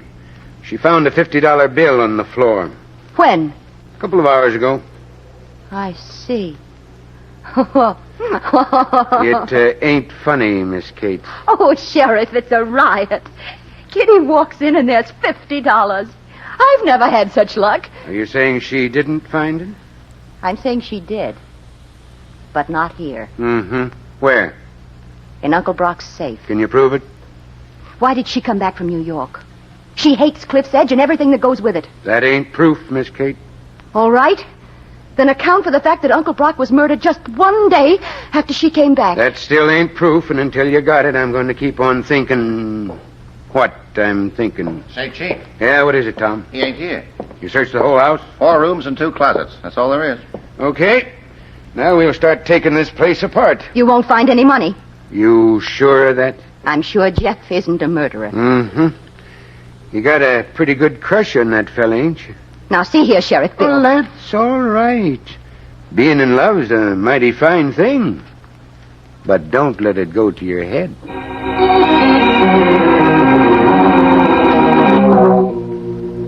Katie, you sure? Yes, of course, Lee. They're still at his house looking for the money. Good grief. But what about the stocks? They must be fraudulent. Lee, I'm sure now Uncle Brock had all that money in his safe. Where's Jeff? I don't know. Kate, don't start lying to me now. You've told me everything else. I don't know where he is. I thought he was outside the window. When I left his house, I walked around to the side to see if he was still there. Of course he wasn't. And he's not here at Cliff's Edge either. Oh, Lee, what am I going to do? He might be wandering around in the swamp. I can't think of a place that suits him better. He didn't kill Uncle Brock. Stop talking nonsense. I'm not. Kitty did it. She went to Jeff's house, and then she went right to the sheriff with a $50 bill Jeff never saw. She's framing him. Is that what you want to believe? It's the truth, Lee. It's just what Kitty would do. Well, I'm sorry, Kate, but I can't agree with you. Not in this case. All right. Be like the rest of them. Just because Jeff is down and out. Oh, you make me sick, the whole pack of you. What's all the excitement about, Lee? You ought to know, Kitty. You found the evidence. Oh. Yes, but I'm not so sure they'll be able to convict Jeff. What's that? Well, he may be innocent, you know. Now, look here, Kitty. Don't let a $50 bill give you peace of mind, Lee. It could have been planted. Why should it give me peace of mind? You killed Uncle Brock. What? Don't look so wild. I can keep a secret. Have you gone out of your mind? No, dear. Then how can you make such a fantastic accusation? Because I'm a little adding machine, and when I get to 150,000, the bell rings. Yeah. Well, thanks for the laugh. Kitty, you're trying too hard. You always were a big bluffer. If you had any evidence against me... What were you doing in the swamp this morning? Huh? Where Uncle Brock's body was found. What's this, a new angle? Don't tell me you weren't there. I followed you when you left Kate's house. Then you must have seen me drive right here to the bank. I saw you drive to the swamp. Were you looking for this little cufflink with your initials on it? You found it in Kate's house, didn't you? With all this mud on it, Lee? Don't say that to Kate. She'd be insulted. I lost it there sometime this morning, and I didn't realize it until I was halfway to town. You're getting weaker, darling. I meant to phone her about it. When I got to the office, people were waiting. I completely forgot. Keep punching. You put that mud on there. Swamp mud. It'll match if the sheriff makes a test. But he doesn't have to, Lee. Kate tried to tell me you killed Uncle Brock, and that you were framing Jeff. That $50 bill, just like that cufflink. Eh, Kitty? What made you turn on me? Am I easier to frame? I can do business with you. Give me $150,000. Why, you... Get out of here. All right. But it's either you or Jeff. I can make it, Jeff. It's up to you.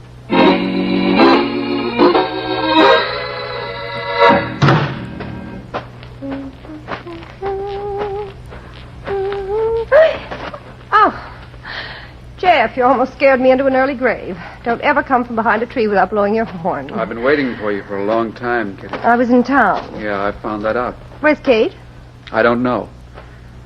The last time I saw her, she was at my house talking to the sheriff. Why the shotgun, Jeff? Are you worried?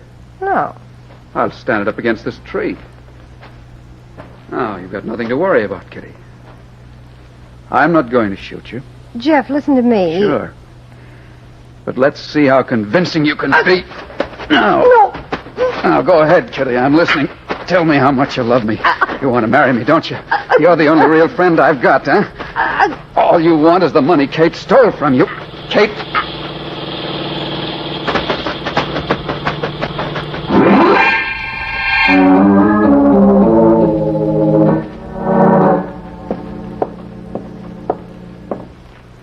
Where's the sheriff, Tom? He's in there, Mr. Randall, in the inquiry room. Thanks.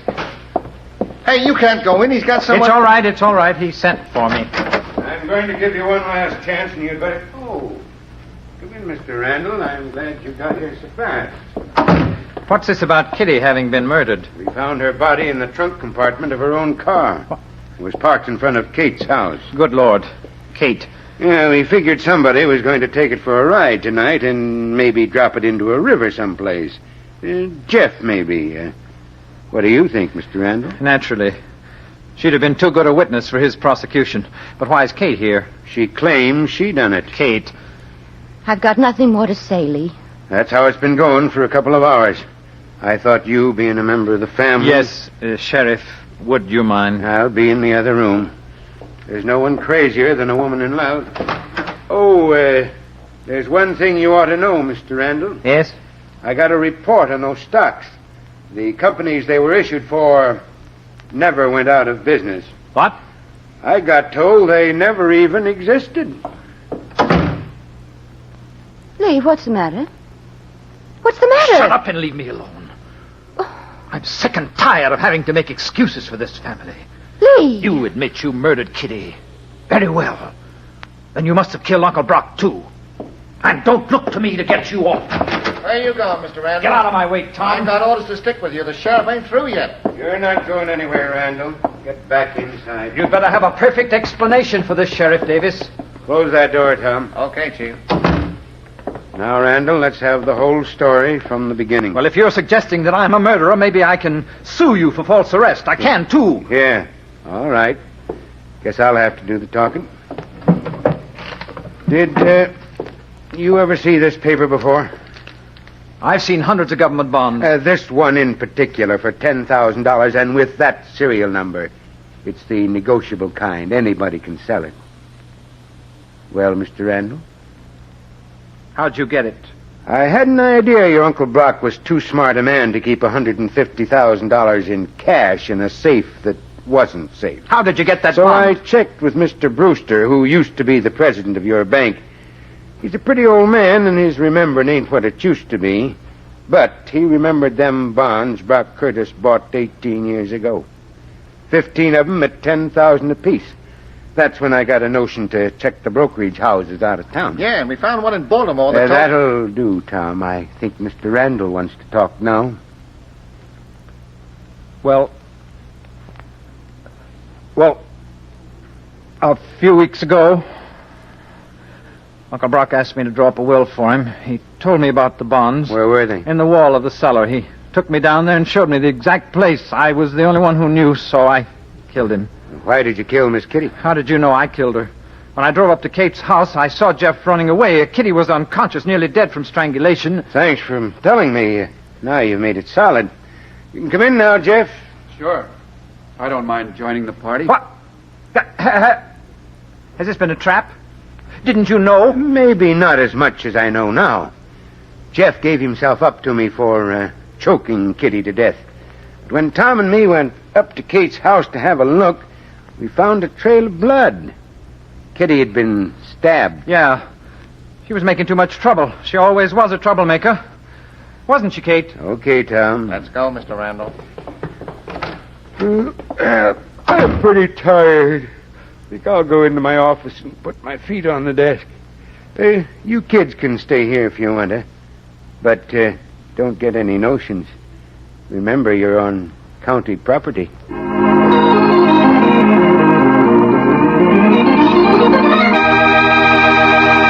And so closes tonight's Crime Club book, Murder Rents a Room, based on a story by Sarah Elizabeth Mason. Stedman Coles did the radio adaptation. Roger Bauer produced and directed. Elspeth Eric played Kitty Bowling. Sherling Oliver was Lee Randall. Helen Shields was Kate Frazier. Bill Smith was heard as Jeff Gaines. And Cameron Prudhomme played Sheriff Bill Davies. Oh, I beg your pardon. Hello, I hope I haven't kept you waiting. Yes, this is the Crime Club.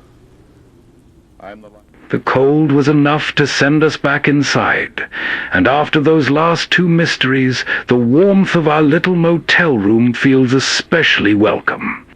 Night Beats the Devil's Bible and Crime Club's Murder Rents a Room gave us a darker turn for the evening, perfectly suited to that empty corridor and the snow-covered forest beyond. But it's getting late now, and the storm still shows no sign of letting us leave. So we're back in our room, tucked beneath the blankets, watching the snow through the window as we wait for sleep to finally arrive. The lights are almost completely out, and only the soft amber dial of the AM radio glows beside the bed. Our final two stories tonight are The Shadow with Murder at Dead Man's Inn from 1948, followed by Sleep No More and The Waxwork from 1956. Get comfortable. Friends, there's nothing left to do tonight but listen and drift away. And now to The Shadow.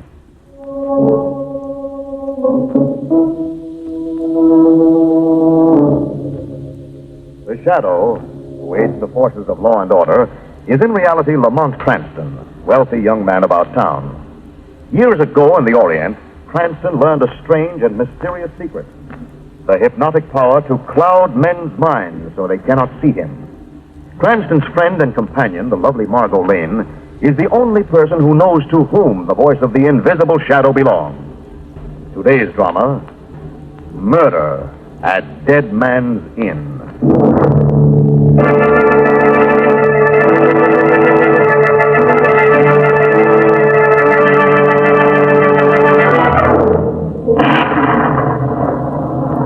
It is nearly midnight of a stormy evening in the foothills of the Dark Cliff Mountains. The wind lashes the creaking sign of the Dark Cliff Inn, an ancient hotel that perches atop a barren rise in the bleak terrain. Before a flickering fire, in the dilapidated interior sit three figures. One of them a man of 60, gray and fat, whose bright, bulging eyes glisten as he addresses the two companions who sit with him in the uneasy glow of the firelight. Ah, no, my dear Mr. Prim. There is nothing so comforting as a bright, dark fire on a dark, chilly night. I'm sure you agree, Mr. Monroe? Oh, I do trust you have no fear of the elements, Mr. Prim. Not you either, my dear Monroe. You have no cause for fear, you know. None at all. Ah, gentlemen, the fire is dying out. It is almost 12. 2 hours past the usual time. Shall we not retire? Shall we not get up to our beds, gentlemen? I said, shall we not? Oh, but of course you can't get up to bed without my help, can you? How could you? After all, you're dead.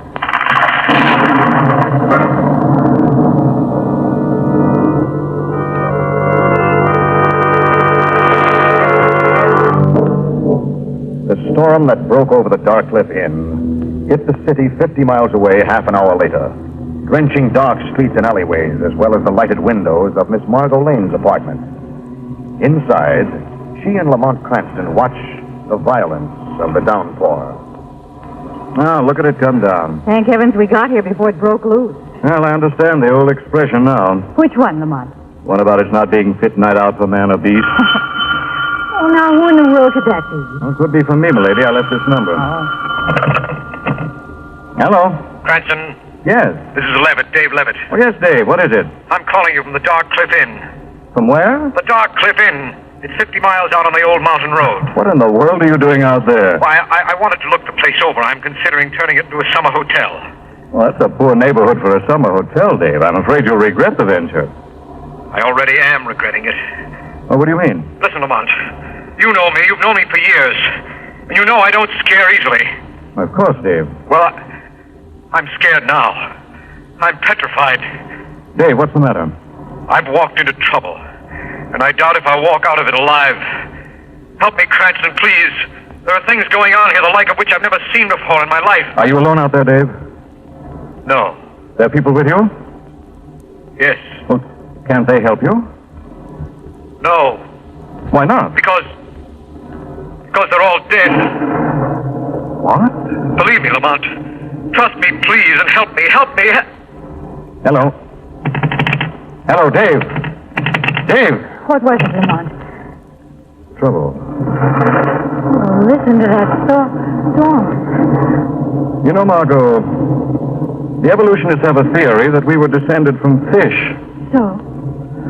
Our ancestry should stand us in good stead tonight. We're driving to Dark Cliff Inn.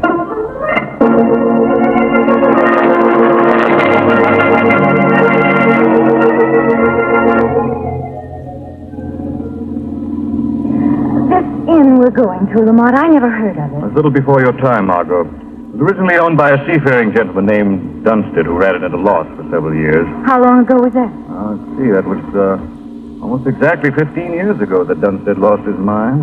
Lost his mind? It's only fair to him to think so, Margot. It would be worse to think that a sane man could murder 3 people in cold blood. What? Yes, on the night of the tragedy, there were 3 lone guests at Dark Cliff Inn. Dunstead murdered all 3 of them in their beds. Oh, Lamont, he must have been insane. Well, I've always thought so. Particularly because of the deliberate viciousness he used. What do you mean? He had himself a time, it seems.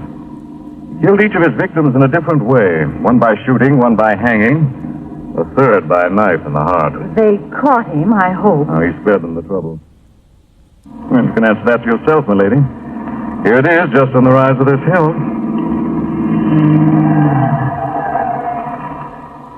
Well? It's the answer to a phantom's prayer. Yes, it's a little worse than I remembered it. Well, come on, Margot. We'll proceed with caution.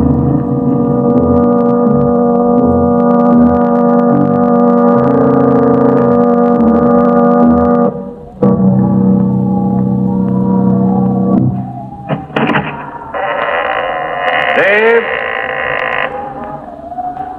Dave! No answer. He may be wandering around inside. The place is enormous. That's probably why. Let's hope that's why. Come on, my lady.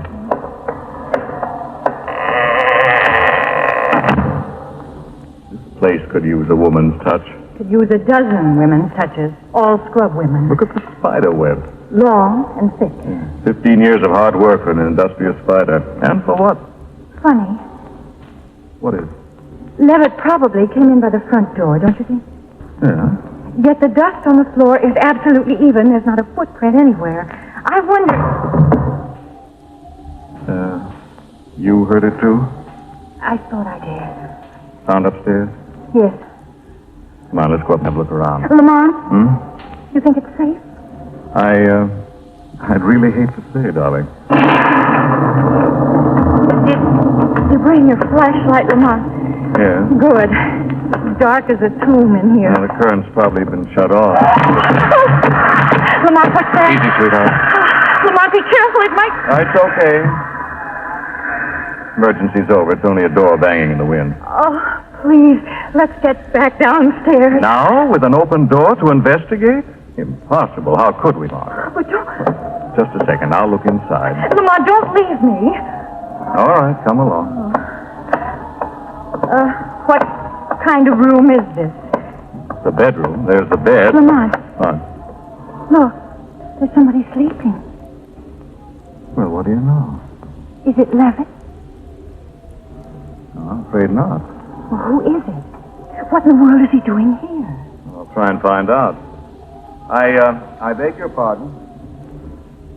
I beg your pardon. Louder. I'm afraid it wouldn't do much good, Margot. What do you mean? How else can you wake him up? I don't know, my dear. I don't think I can. In fact, I doubt if anyone can.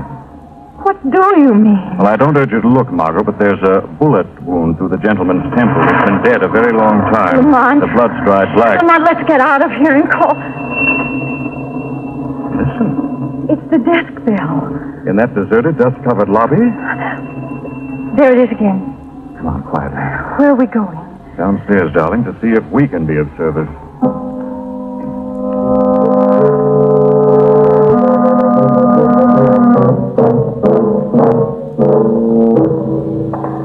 There's not a soul down here. You don't suppose we're letting our imagination... No, I heard that bell. I tell you, I heard... I've heard it. My dear young woman. Who's that? Easy, sweetheart. Who are you, sir? I am a bit busy to be answering questions, my friend. What are you doing here? I might ask the same of you. Except that I asked first. I, sir, am here on behalf of the proprietor. The proprietor? Yes. In his absence, I am taking care of the establishment. Then perhaps you'd like to know there's a corpse in the room to the left of the stairs. A corpse? Oh, sir, you must mean dear Mr. Monroe. He's been with us for quite a while. But he's dead. Yes, of course he is, dear lady. I can't remember when dear Monroe was alive. What in the name? Where's Dave Levitt? Who? You heard me, Mr. Levitt. Dave Levitt. I'm sorry, sir. He's not registered. Now, look here. He called me from this place. Oh, what's that? Oh, it's the buzzer again. I declare I've run my feet off in this hotel. 2D, Mr. Prim again. What on earth would he want? Just a minute. I'll attend to you later, my friend. As soon as I've seen the dear Prim. He may never come back. We'll see that he does. Oh, you're coming along? Any reason why not? None at all, sir. You're perfectly welcome.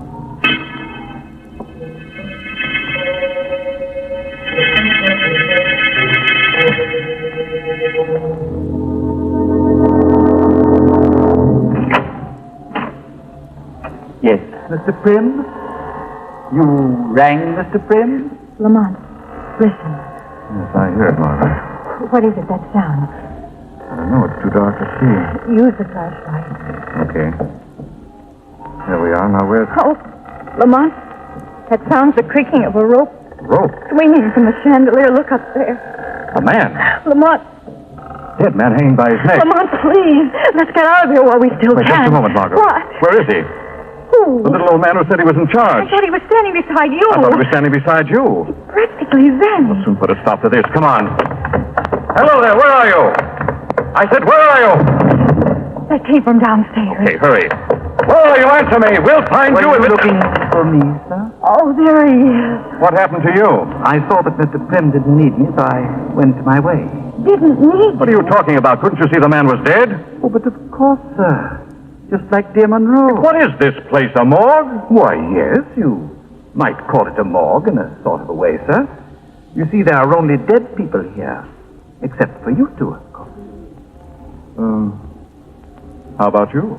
Oh, I'm dead, too. You see, I'm the third guest who was murdered here 15 years ago. What are you saying? Oh, it's the truth, sir. I was the one who was stabbed. Wait. I'll open my coat. See? Good Lord. Lamont, look. There's a knife in his heart.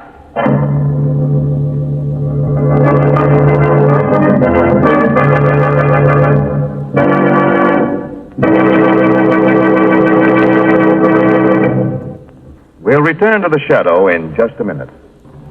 The next time you buy a bottle of milk at your grocery store, look at the bottle top. It will say pasteurized. Now, pasteurization means a method of heating milk to destroy certain germs.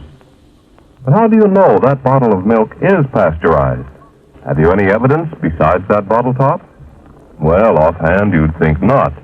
But the fact that you live in America is all the evidence you need. For there's a law that protects you from false labeling of food. And laws, well-enforced laws, too, that guard you and your family from harmful foods and drugs. Laws that you probably have never even heard of, yet in many cases your life depends on them. Remember, the Federal Food and Drug Act, like all other laws, was made by you, for you. It and all our laws give us protection and freedom as found nowhere else in the world. So let's hold on to them by respecting them, by obeying every law. Our freedom depends on it. And freedom is everybody's job. And now, back to the shadow.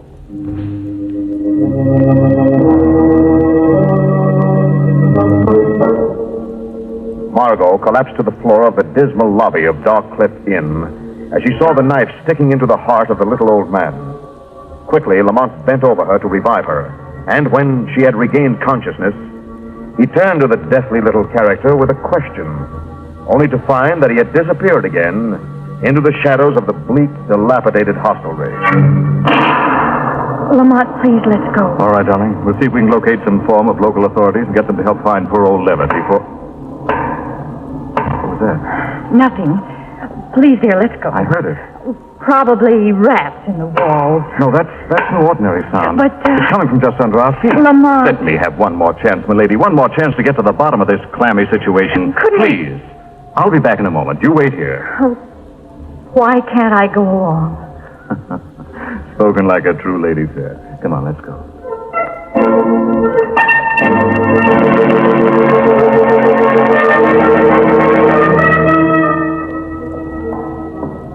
Where are we, Lamont? Well, I judge it to be an old wine cellar from the temperature.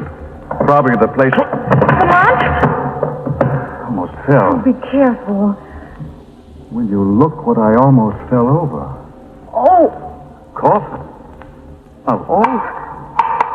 Lamont, listen. It's coming from inside. What in the name? You help me raise the top. All right. That's right. A little higher. Come on. It's Levitt. Dave!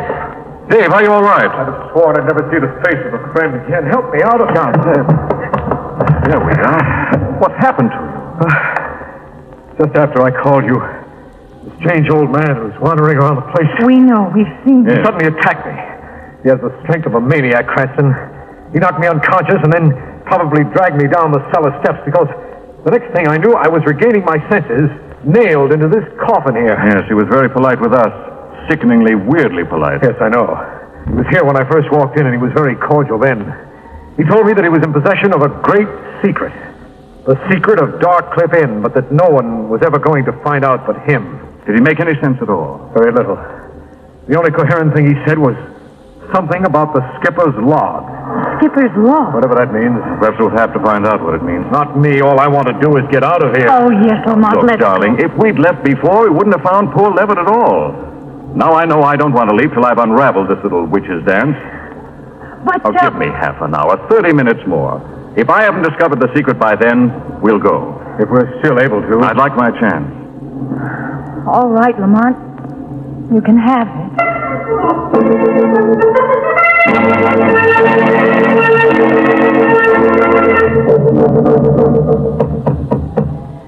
We've covered 4 stories of this place now, Lamont, rapping on the walls.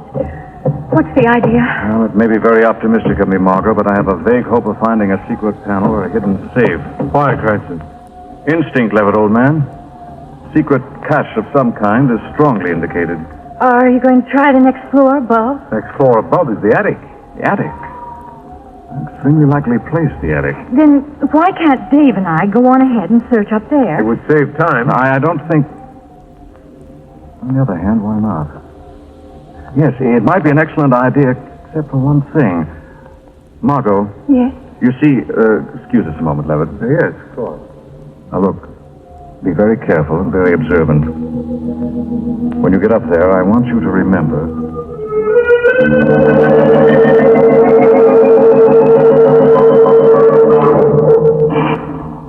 Dave? Dave? Yes, Margot. Are you busy over there? There are a couple of old sea chests I thought looked interesting. Well, come here a moment. I want to show you something. Yes, what is it? This beam here supporting the roof. Do you realize what it is? Why, yes. Looks like a tree trunk. Right. And do you realize what a tree trunk is, Dave? Why, of course, a tree trunk. It's a log. And our strange old friend said something. About the skipper's log. I think you've got something, Margot. Now, just a moment. If I do, there ought to be There it is. Look. Yeah. I pressed here and this panel opened. What's inside? Oh, it looks like some sort of box. Very heavy. You see, it's like a treasure chest. It's too heavy for you. I'll take it. Oh, no, that's all right. I think we'd better show it to Lamont at once. I'll take it, please. Oh, no, Dave, it's okay. I said I'll take it, Margot. Oh. Now you'll do me the favor of telling Mr. Cranston nothing. Dave, you've got a gun. Yes, and what's at stake would justify its use. I don't get it. Perhaps I'd better explain. But Lamont and I came here to help you. You and Lamont did very well indeed, just as I hoped you might. You see, I couldn't call in the police to search, so I got Cranston to do my investigating for me. What do you mean? I was desperate, that's what I mean. I had to find the treasure before someone discovered the bodies of the two guests that old Dunstead had murdered and dressed up like his two favorite victims of yesteryear, Prim and Monroe. Dunstead? Why, that's the proprietor who murdered those people in their beds and then committed suicide. He tried to commit suicide, yes, but he didn't die. He lived on a wandering, half-mad life of 15 years until I stumbled on him here. He told me about the treasure. A treasure left here in Darkcliff over 100 years ago by a privateering sea captain. And he's the one who killed the two men here. That couldn't be helped. A pair of itinerant tramps came nosing around and heard more than was good for them. They had to be killed, which, in a sense, was lucky. Their bodies came in handy for the little play that old Dunstead so much enjoyed performing. Old Dunstead? Then he's the little old man who greeted us. Exactly. But that knife I saw stuck in his heart. An old theatrical trick I showed him, and he loved it like a child. You see, he's very much like a child. An old, sick child with a thirst for gold. Now you know the story, Miss Lane. With your kind permission, I will open this window, climb down to safety. Who's that? That's Cranston I shoot. No, it's not Cranston. It's me, Levitt, me. What? Your friend, Dunstead.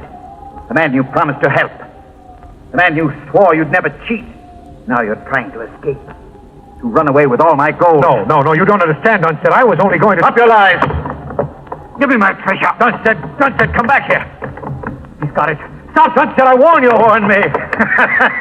What worse can you do to me than steal my treasure? What worse can you do, you thief? This worse maniac. Drop that chest before I fire again, and you... Who is that? Shadow? Who made that sound? Who was that laughing? It was I, the Shadow. I hear a voice, but there isn't anything there. I don't see anyone, but there's a voice speaking. Am I going crazy, too? No, Levitt. The pure evil never go crazy.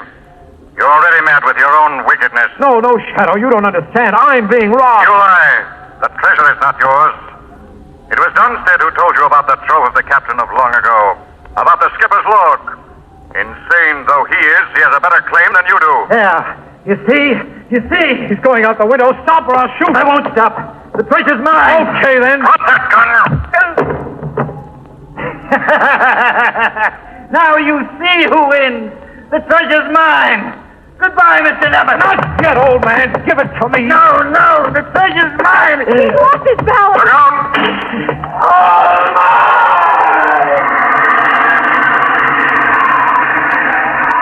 Oh, no. Look down below. Margot, get away from that window. Not so fast. Let me go. Now then, Shadow. Till now, you've held all the cards. At last, I have one. And a trump, Miss Lane. Either you let me out of this place with the treasure, or she follows Dunstead. Have you looked well at that treasure chest, Levitt? What do you mean? Have you noticed the Yale lock, the factory finish? No sea captain of 100 years ago left that chest, Levitt, because there were no such chests in existence. You're lying. You're trying to bluff me.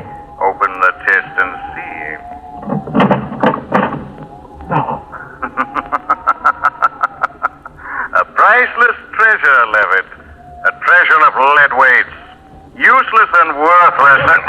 Let me go. Let me Trick go. is over, Levitt. Turn loose of me. Cannot fight the truth, Levitt. You cannot fight the shadow. You see, Levitt, the old man told you the truth. There is a treasure. And the directions to it are in the skipper's log. A real seaman's log. A little ship's diary that Miss Lane slipped out of the false bottom of the chest before you took it away from her. The diary.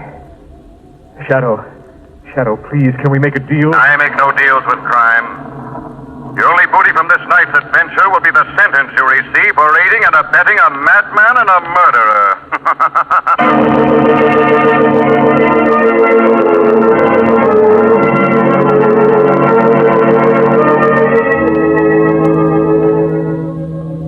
Oh, dear Lamont.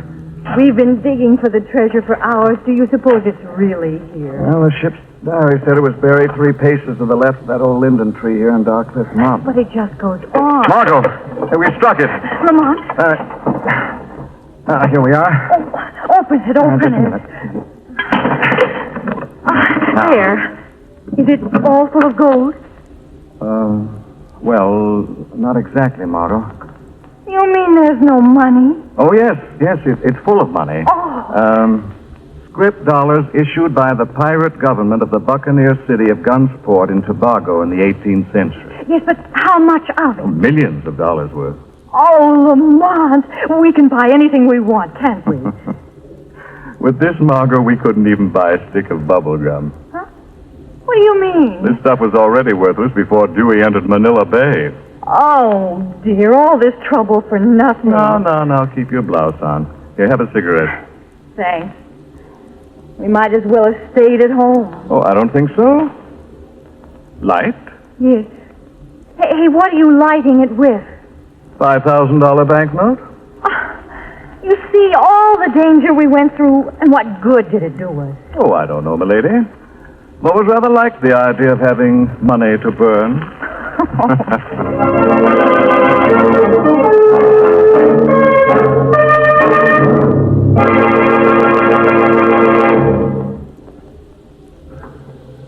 We can't stop a person from being prejudiced, but there is something we can all do to halt the spread of this unreasoning hate. First of all, recognize prejudice for what it is, an acute danger to the country. Isolate it. Don't spread stories which discredit members of any race or religion. In personal dealings with other people, judge them for what they are, and not on the basis of their race or religion. There will be those who will tell you that one group or another is to blame for all our present problems. You'll find that bearers of such stories are usually trying to gain political favor or make easy money by exploiting hate. We can solve all our problems, not by hate and division, but by working together as one people. We're all Americans. Let's keep it that way. Now back once again to the shadow.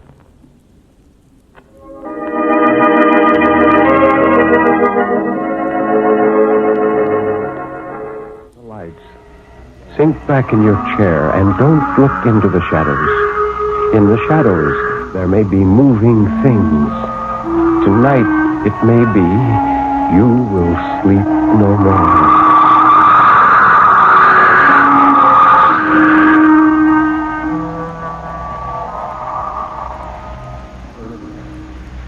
Good evening. This is Ben Grauer introducing tonight's tale of terror, told by Nelson Olmsted on the National Broadcasting Company's presentation of Sleep No More. The story of terror can be as simple as a sheeted ghost rattling chains. It can be a complex and hidden world of horror, lurking in such unholy dimensions as only the dead and the moonstruck can glimpse. Or it can be those terrible, fathomless shadows which lie buried deep in the primitive mind of civilized man. And for this evening, well, Nelson Olmsted, tell us about this evening's story. Once in a while in my reading, I come across a short story so different, so powerful, so well written, that I can't forget it. Our first story tonight is a case in point, written by one of England's masters of the short story art, A.M. Burridge. It's about a man who went out of his way to scare himself to the absolute limit. Listen while I tell you about the Waxwork.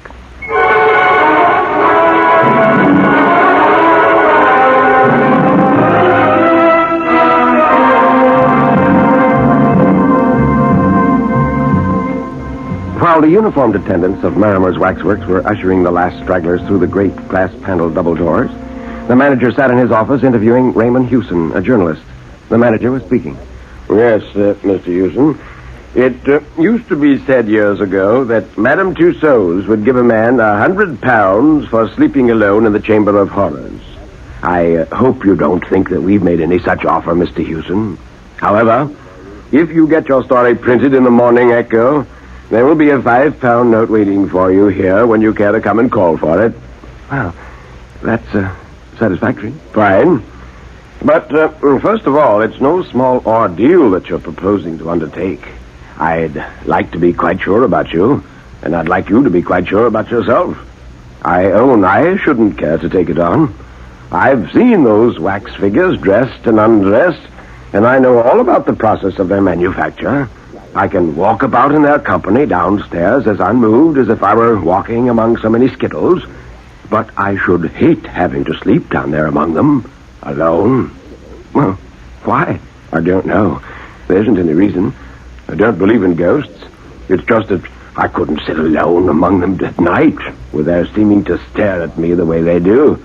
No, the whole atmosphere of the place is unpleasant. And if you are susceptible to atmosphere, I warn you that you are in for a very uncomfortable night. Hewson had known that from the moment when the idea had first occurred to him. His soul sickened at the prospect, even while he smiled casually upon the manager. But he had a wife and family to keep, and for the past month, he had found almost no newspaper work. Here was a chance not to be missed. The price of a special story in the Morning Echo with a £5 note to add to it. It meant comparative wealth and luxury for a week, and freedom from the worst anxieties for a fortnight. Besides, if he wrote the story well, it might lead to an offer of regular employment. So, he said to the manager, I've already promised myself an uncomfortable night because your murderer's den is obviously not fitted up as a hotel bedroom. But I don't think your waxworks will worry me much. You're, not superstitious? Not a bit. But you're a journalist. You must have a strong imagination. Well, the news editors for whom I work have always complained that I haven't any. Well, there is one condition I'm afraid I must impose upon you. I must ask you not to smoke. Yes, we had a fire scare down in the murderer's den earlier this evening. I don't know who gave the alarm, but it was a false one. Fortunately, there were very few people down there at the time, or there might have been a panic. And now, if you're ready, we'll go. Well, Hewson followed the manager through half a dozen rooms where attendants were busy shrouding the wax figures. Beyond these rooms was the murderer's den. It was a room of irregular shape with a vaulted roof. By design, an eerie and uncomfortable chamber whose atmosphere invited its visitors to speak in whispers. The waxwork murderers stood on low pedestals. The manager, walking around with Hewson, pointed out several of the more interesting of these unholy criminals, and Hewson pointed and whispered, "Who's that?" "Oh, I was coming to him. Hey, come and have a good look at him. Oh, this is our starboarder, Dr. Burdett." "Huh? Yes, I think I've heard the name, but I forget in connection with what." "Well, you'd remember better if you were a Frenchman. For some long while, that man was the terror of Paris, yes. As he carried on his work of healing by day and throat-cutting by night, when the fit was on him. He killed for the sheer devilish pleasure it gave him to kill, and always in the same way, with a razor. After his last crime, he left a clue behind which set the police upon his track. One clue led to another, and before very long, they knew that they were on the track of the Parisian equivalent of our Jack the Ripper. But when he realized that the police were closing about him, he mysteriously disappeared. And ever since, the police of every civilized country have been looking for him. Yes, well, I don't like him at all. Ooh, what eyes he's got. Yes. This wax figure's a little masterpiece. You find the eyes bite into you? Well, now, that's excellent realism, then. For Burdett practiced mesmerism and was supposed to mesmerize his victims before dispatching them. Oh, wait, I thought I saw him move. Yes, you'll have more than one optical illusion before the night's out, I expect. You shan't be locked in. You can come upstairs when you've had enough of it. Well, good night, Mr. Hewson. Good night. I'll see you in the morning. The manager left, and Hewson got ready for the night. He wheeled the armchair a little way down the central gangway and deliberately turned it so that its back was toward the effigy of Dr. Burdett. For some undefined reason, he liked Dr. Burdett a great deal less than his companions. Busying himself with arranging the chair, he was almost lighthearted. But when the attendant's footfalls had died away and a deep hush stole over the chamber, he realized that he had no slight ordeal before him. The dim, unwavering light fell on the rows of figures, which were so uncannily like human beings that the silence and the stillness seemed unnatural and even ghastly. The eyes of Dr. Burdett's effigy haunted and tormented him, and he itched with a desire to turn and look. At last he could stand it no longer and quickly looked behind him. Among the many figures standing in the stiff, unnatural poses, the effigy of the dreadful little doctor stood out with a queer prominence. Hewson looked into the doctor's eyes for one agonized second and turned again to face the other direction.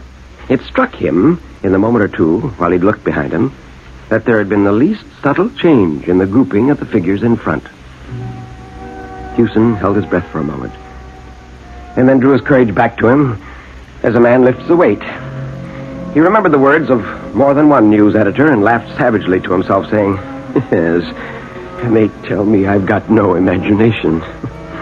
He thought this was very cowardly and very absurd. They were only waxworks, and they couldn't move. Let him hold that thought, and all would be well.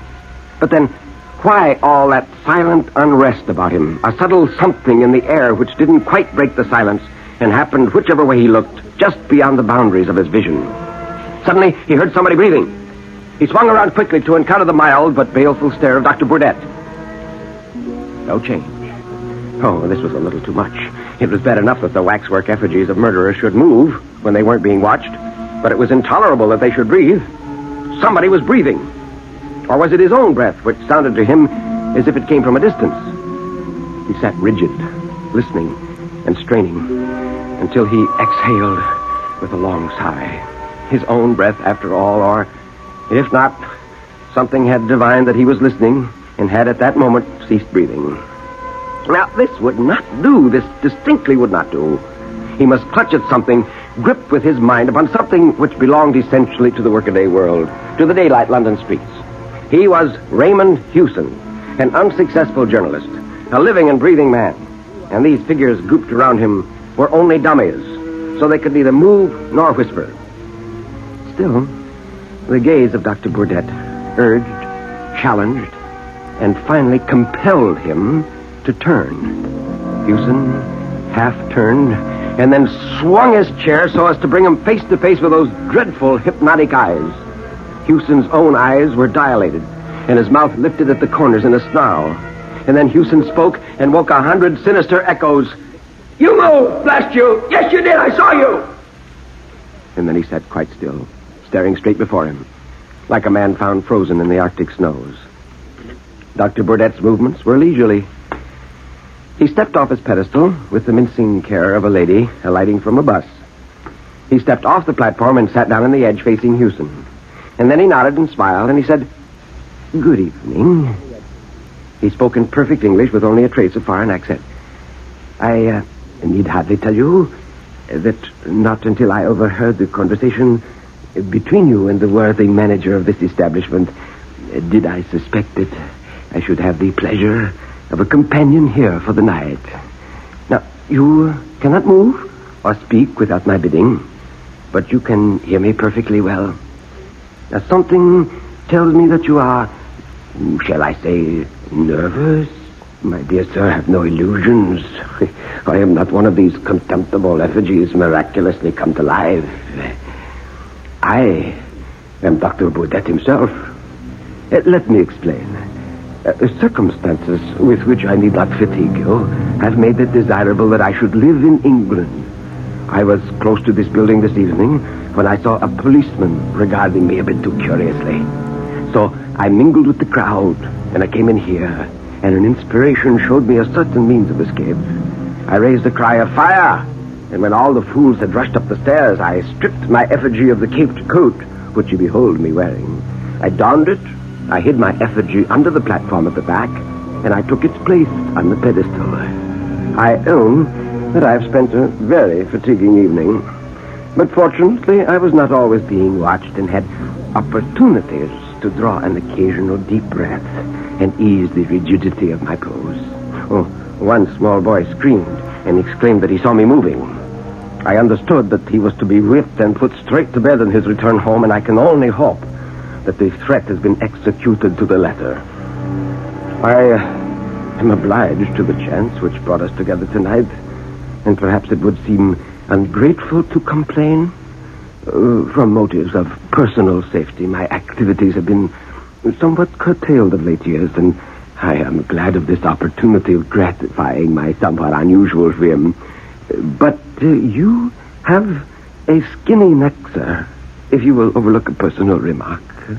I should never have selected you from choice. I like men with thick necks, thick red necks.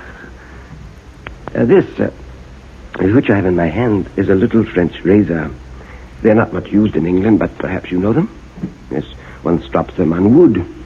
The blade, you will observe, is very narrow. They do not cut very deep, but deep enough. In just one little moment you will see for yourself. Now, my friend, you will have the goodness to raise your chin a little. Thank you. A little more. Just a little more. Ah, thank you. Merci, monsieur.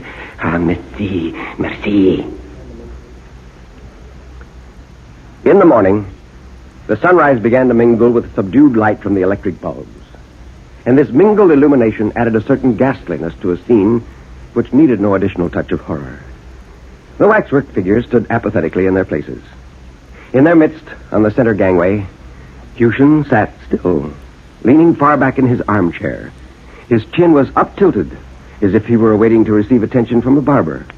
And although there was not a scratch upon his throat, nor anywhere on his body, he was cold and dead. His previous employers were wrong in having him credited with no imagination. Dr. Burdett, on his pedestal, watched the dead man unemotionally. He didn't move, nor had he moved. After all, how could he? He was only a waxwork.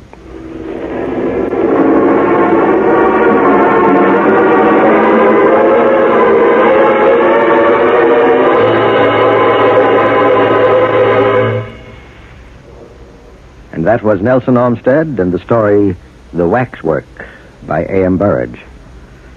And now you have a second tale for us? Indeed, I have been. You know, the human mind reacts peculiarly under great stress, especially when overcome with fear. It ceases to be normal and goads the body onto fantastic acts of bravery or cowardice. Ambrose Bierce expressed this condition in many of his fine short stories. And the narrative I want to bring you now is about a man whose great fear was the last reaction of his life. It's entitled The Man and the Snake.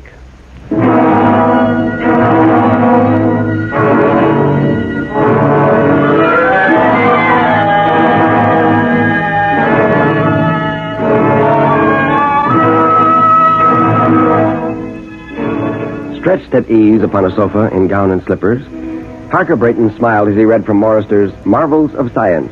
It was an ancient book with its archaic English, which stated, "It is a veritable report, and attested of so many, that there be now of wise and learned none to gainsay it, that ye serpent, his eye, hath a magnetic property, that whoso falleth into its suasion is drawn forwards in despite of his will, and perisheth miserable by ye creature his bite."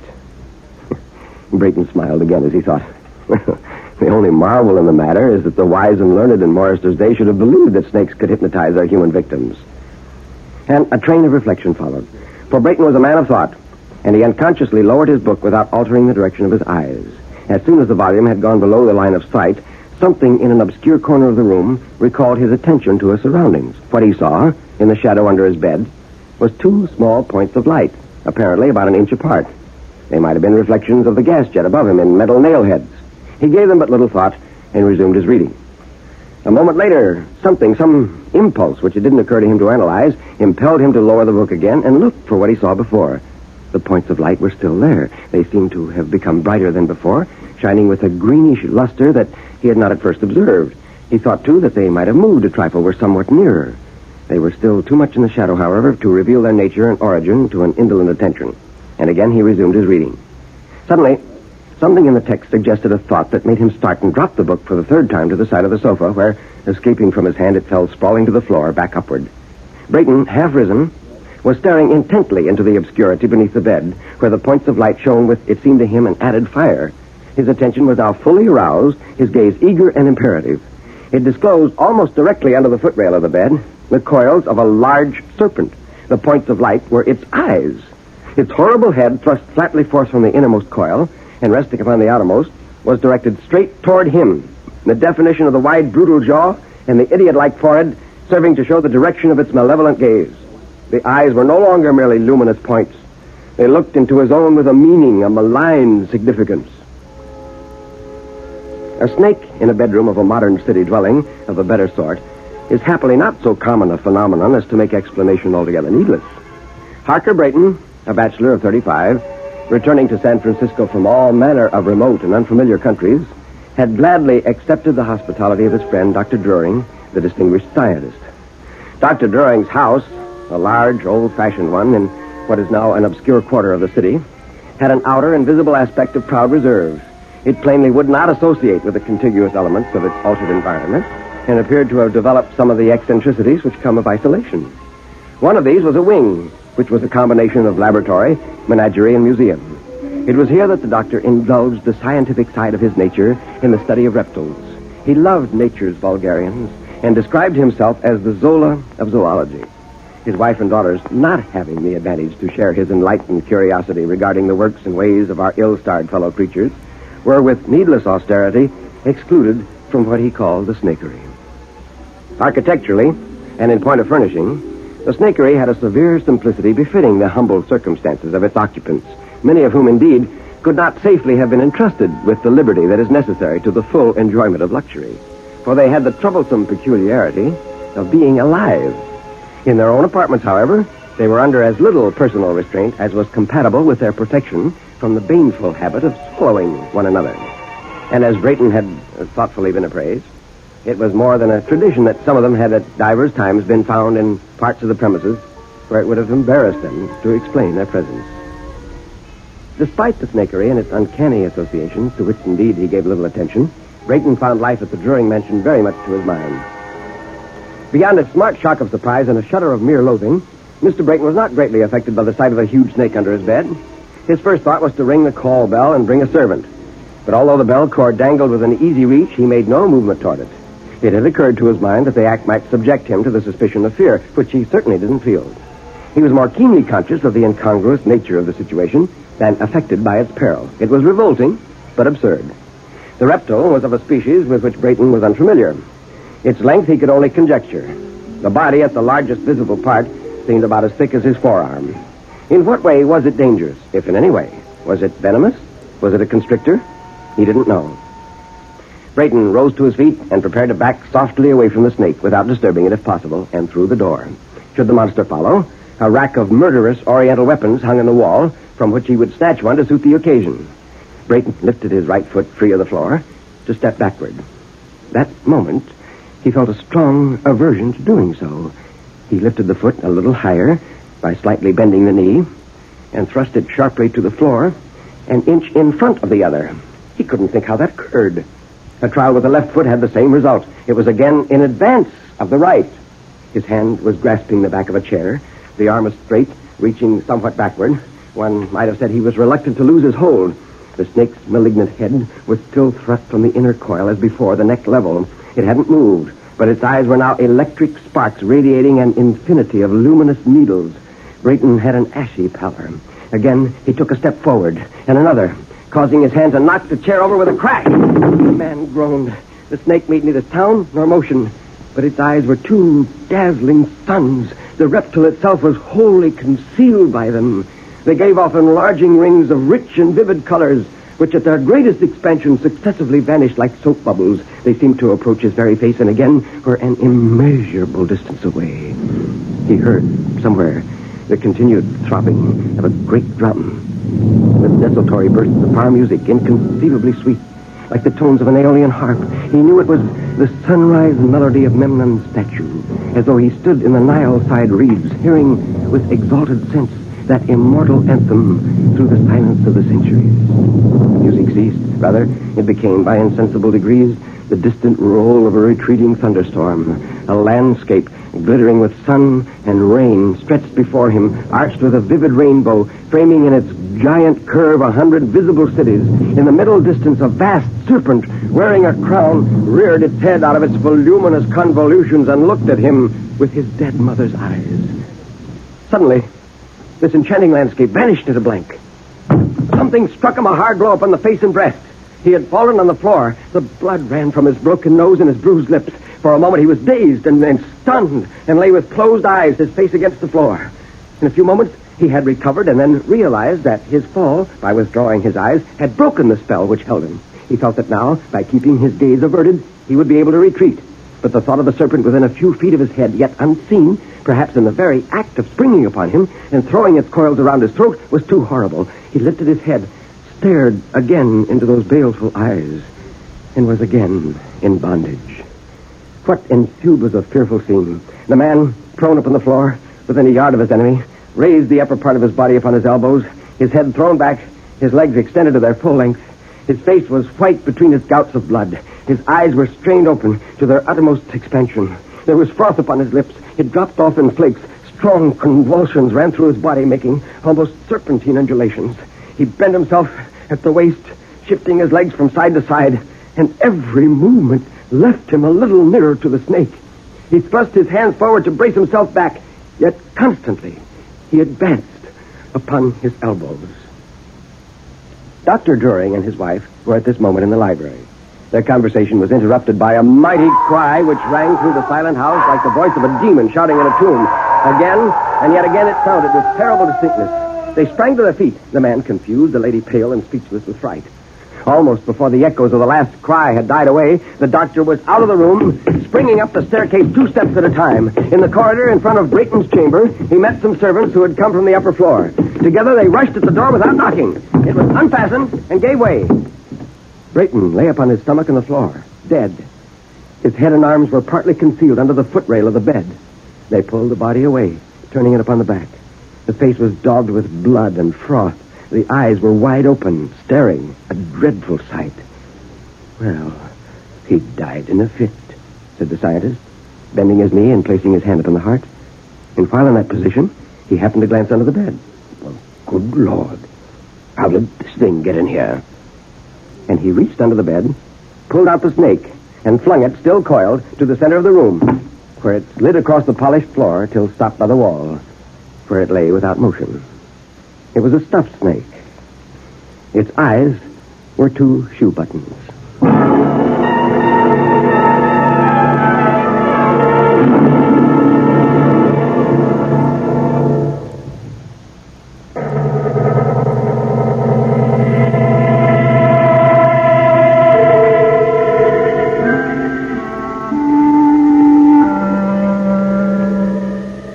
You can turn up the lights now. You can look around you. Nobody is there, really. Everything is all right, isn't it?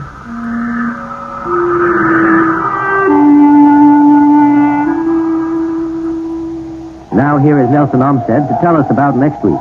Mr. Olmsted. Well, Ben, 2 ghost stories. One is by Christopher Isherwood, about a man who, for reasons he doesn't understand, is able to get brief glimpses into the future. It's entitled, I Am Waiting.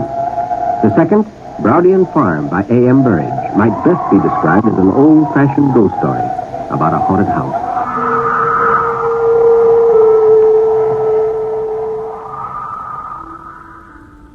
And now, as the final voices fade from the radio, our long snowbound night at the Roadside Motel is coming to an end. Outside the window, the snow is still falling over the trees and mountains, slowly burying everything beneath another layer of white. The highway may still be closed, but from beneath these warm blankets, there doesn't seem to be any reason to worry about that just yet. Tonight, 8 strange stories kept us company while the storm carried us from our quiet motel room to the vending area, out onto that freezing exterior corridor, and finally back here to bed.